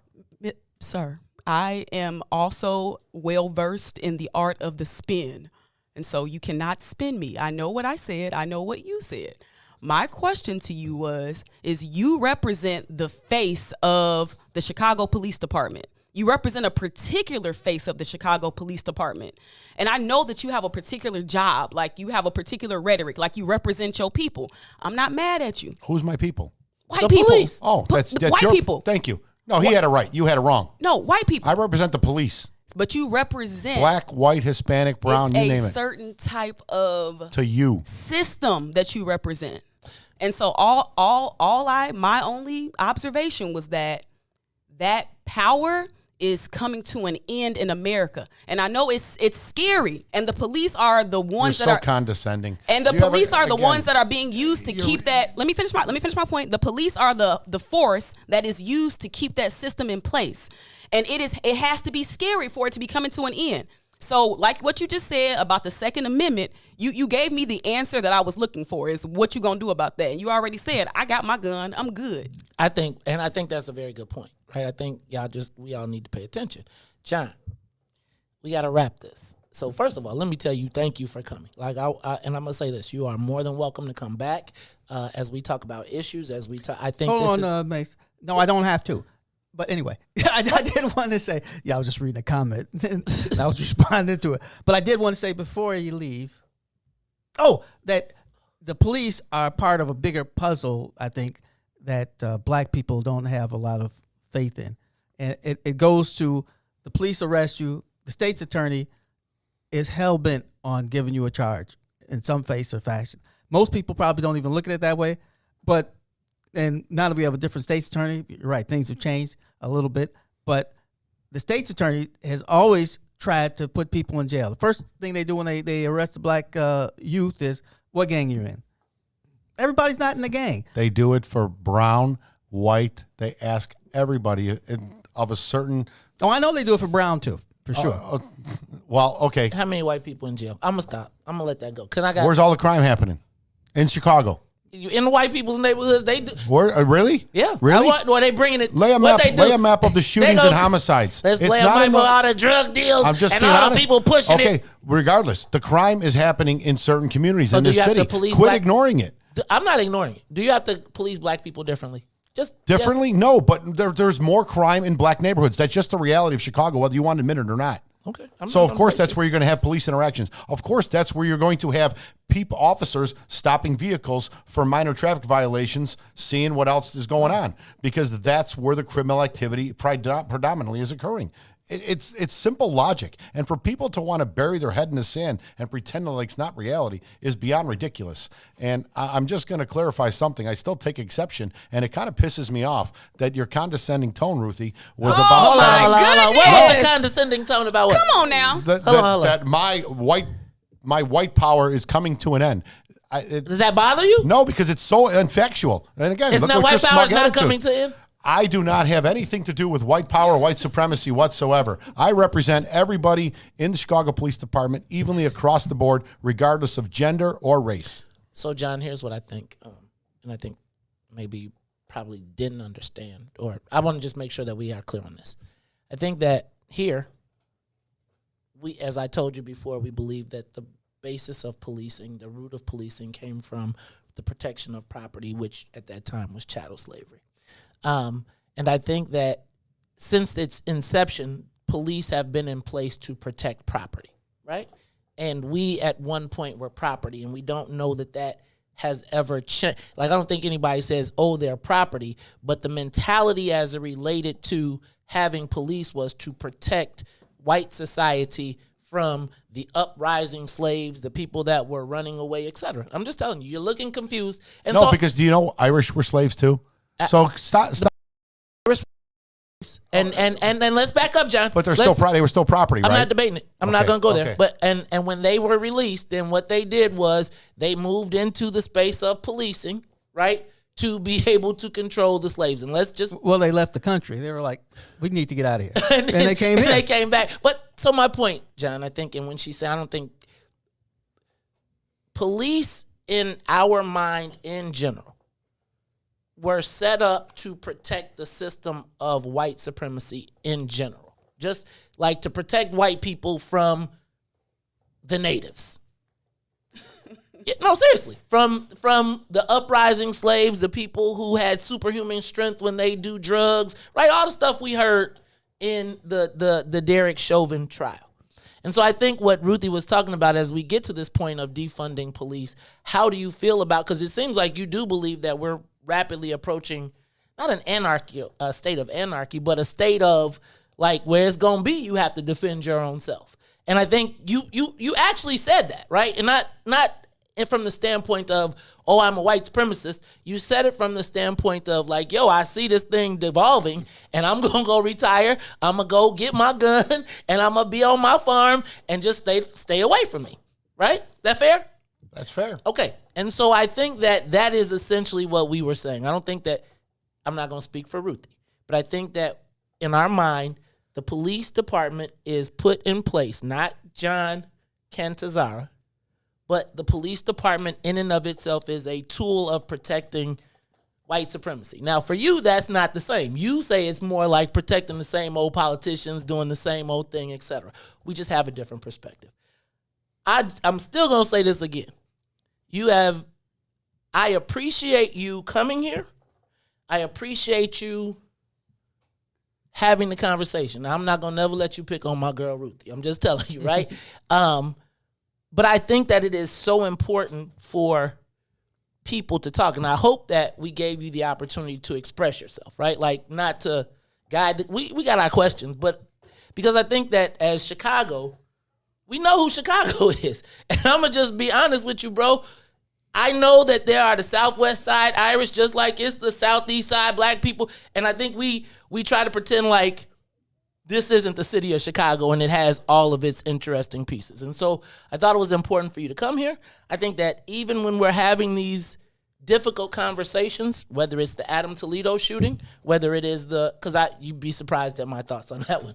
But all of these things, I want to keep the door open, right? I want to be able to, because I think it's important for our community to hear from the representative from your community, because our interactions are life and death in so many times. I got to close with this, and then I'm going to let you. Well, actually, I'll let you go. You go. The fact that I represent every member of my union equally is the reason I'm here right now. If I didn't give a damn about the black officers, I wouldn't reach out. I'm willing to sit down and talk to anybody, anywhere, anytime.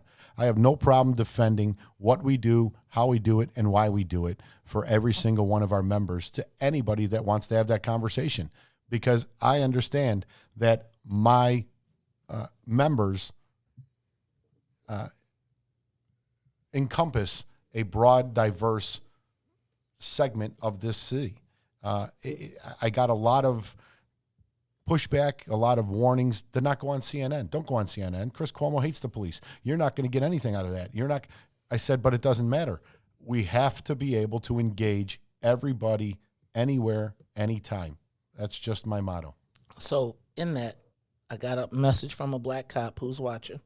Why is there so much racial tension in the police department? Blacks can't get into certain units, but whites with less than 5 years on working in the headquarters and training academy. Please send this to Mays for me. How can we as police trust you when you represented the police department for Trump without our knowledge? I'm just reading the questions. Well, first of all, the presidential endorsement comes from the Grand Lodge. The National FOP makes that decision, and that's the way it goes. Okay. Did we support that decision? Absolutely, because we believe that President Trump was much more on the law and order side of business than President Biden would have been. President Biden is my president. That's just a simple reality right now. I mean, whether I agree with him or not is irrelevant. I mean, I voted for President Obama the first time. I didn't vote for him the second time because I didn't like what he did the first time. But again, you kind of pick and choose. Specific to his question about units, that has nothing to do with the FOP. We do not control who gets assigned where. That is a department issue by the brass within this department. If he has an issue with that, he needs to take it up with the department. I mean, we fight about this all the time. Will you give him? Could he come to the union and get support? My door is open for any member, anytime. I've said that from day one. So this whole scenario or implication that the lodge doesn't represent black officers. I literally had a black officer a couple meetings ago at the microphone tell me F you. And I said, have you ever been to a meeting before? Have you ever come and made an appointment to schedule to sit down with me? No. But 3 days later, he was in my office. We had an hour and 20-minute conversation. Again, they're my members. I'm going to speak to anyone and address their concerns as best we can. Hey, I'm going to tell you, a lot of people, and I just need to say this for the record for our audience, there are a lot of people who refuse to come see us, who refuse to come talk to us, who are like, there's no way I'm going to talk to him. He's racist, whatever. So I got to, and for our audience, you have to respect the fact that he came into the den. Like, you got to do that. And the willingness to stand up and to address the issues head on. I don't necessarily agree with your answers, but I don't think that that's how the world works. I don't think we're always going to agree, but I do think that we have to be able to have a dialogue. I got this one, and then I'm going to wrap up. So the first time I saw you, first time I was completely aware of you was when I'm trying to get my camera angle right. All right, there it goes. All right. So the first time I saw or heard of you, you had a post. It was a post of you outside of a police car with a flag. And I can't remember exactly all the words, but it was a Donald Trump post. And we commented on it, and it turned out to be my biggest post of the year, right? And I think it revolved around Colin Kaepernick and the kneeling and all of that good stuff. And so I got to ask this.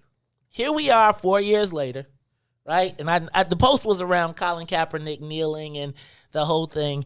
And after watching Derek Chauvin, right, kneel on the neck of George Floyd for 11 minutes, kill this man, can I get you to say Colin was right? No, and specifically, damn, because you weren't right about the description of the picture either. It did not say President Trump anywhere in that picture. I got you. Right, you couldn't because it was political. Right. No, I could have, but I specifically didn't because I didn't want it to say Trump because that would have given everybody the red meat they were looking for. It specifically said, my president, period, regardless of who that person was. Mm-hmm. But it wasn't even about Kaepernick. A couple days before that, 2 officers in the 6th District kneeled with Inglewood Barbie. I remember that. All right. So after that incident, Rahm Emanuel, the mayor, said he applauded those officers' participation and willingness to take and do community outreach with an activist like that, even though it absolutely violated department policy. The reason I did what I did was to challenge to see if I was going to get the same treatment from the department making a political statement like they did.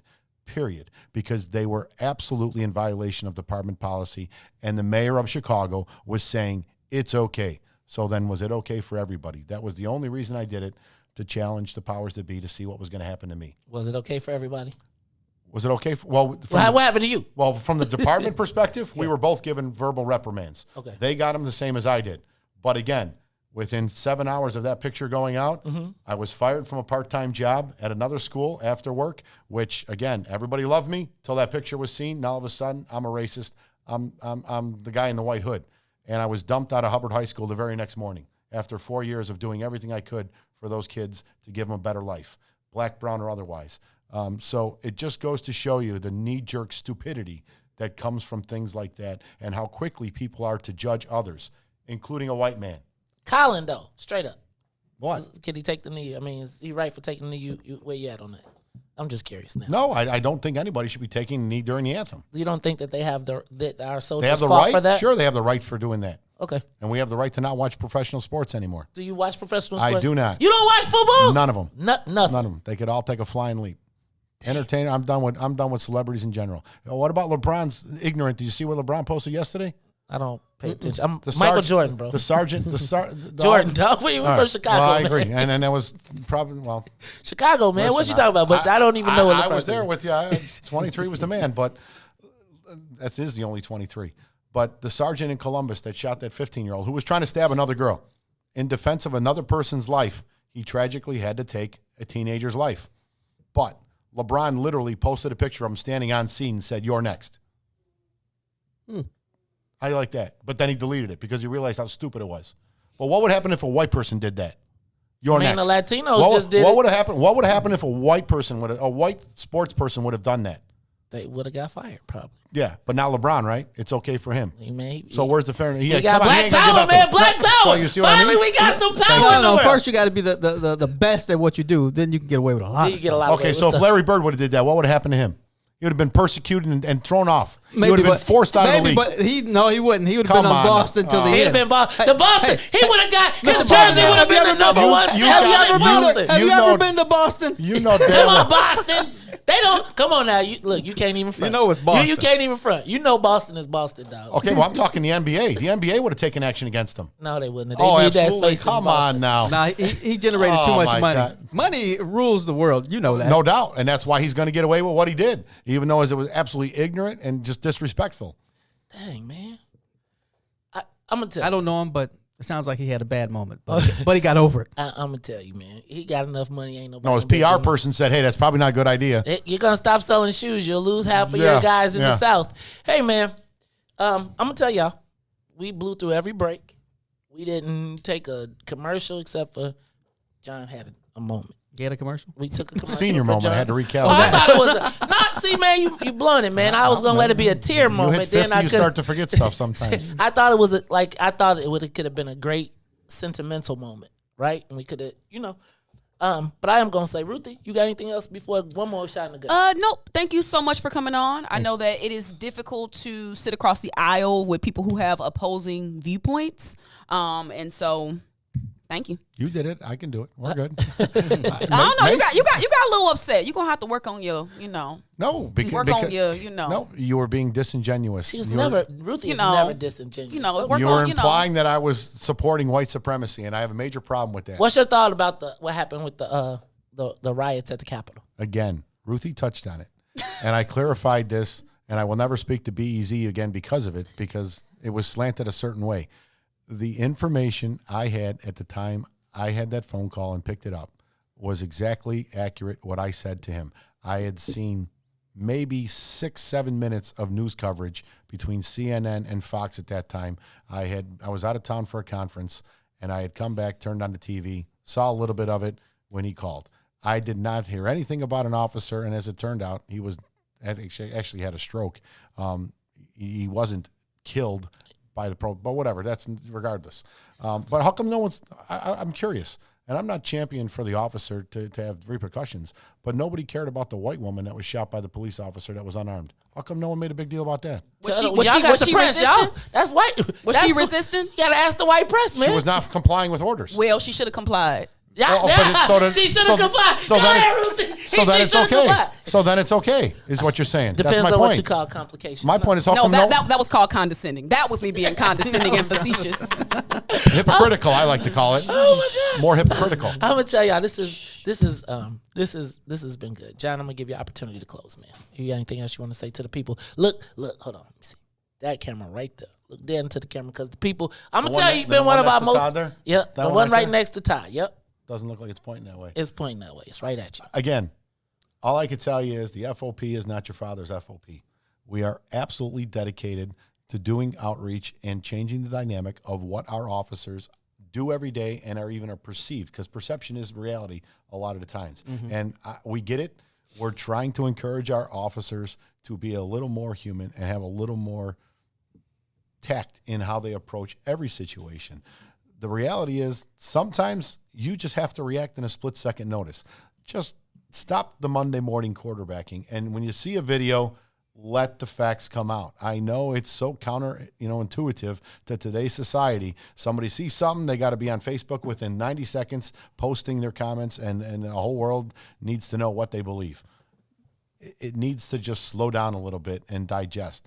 The same situations that police have been accused of overreacting in a split second is the same thing now police are doing people are doing towards the police. It's an immediate reaction, when that's what we've been accused of being wrong about, knee-jerk reactions to everything, and the police's first response is always this. Well, the public's first response is always this now, and it's anti-police. Again, we need to find a middle ground. We're all on this rock for a little while, some longer than others. We just got to figure out a way to get along and make the best of it. Hey, John, I appreciate you coming on, and I guess I'd be remiss because they texted me. Hey, man, any truth to any of this stuff we've been hearing around here lately? I know the mayor's around here threatening people and all type of stuff, but hey, man, some of this. I will tell you the same thing I said last night at my general membership meeting. I'm accused of having some sort of video evidence. I assure you, if I had any video evidence, I would have already had a press conference on the front lawn. I don't know anything from anything. I don't know nothing. I don't have any proof. All I know is... Come on, man. You make some news. No. Make some news, man. All you know. Come on. I know the news media is not letting it go. I got other things to worry about. That'll pan out the way it pans out. I got to worry about a contract for my members who haven't had a contract and coming up in 4 years. Every other union in this city has gotten paid. We're not even, and the city has played this game from day one. They keep saying that they need X, Y, and Z in order to give our officers the retro pay for the 4 years that they have already worked. That's not how it should work.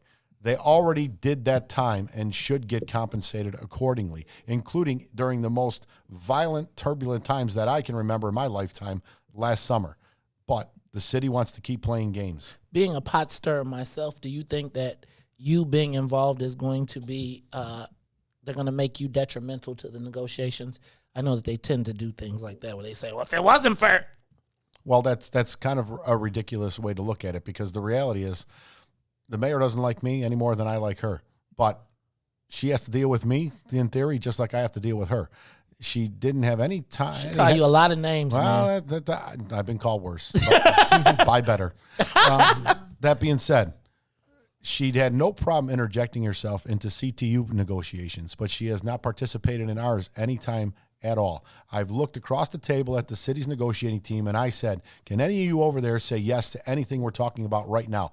I can say yes on our behalf, and we're going to move forward. None of you have the authority to do that because it's all going back to her. So until she actually sits down at this table, we're almost wasting each other's time, because everything we say yes to, you still got to bring back to her, and then you got to make sure that she says yes. That's a goofy way to negotiate. Hey, y'all, this is the Maze Jackson Show. This has been man, I'm glad of this conversation. I look forward to continuing it and having it again. John, sorry I couldn't be 15 minutes earlier. See, look at you. I was like, what? The white dude late? I was about to start making all types of jokes. Can we get you to come back? I told you I got black in my family. So you want to make jokes? I can make jokes too. We all got black in our family. Everybody got black. We the root. Everybody got black in their family. Hey, so for Maze and Sonia and Ruthie and Todd, for John Cantanzara. Cantanzara. Perfect. For John Cantanzara, I am the host of the Maze Jackson Show, asking every single day, what's in it for the black people? And if you don't like it, you can still tell them. Maze said, we out of here. Peace.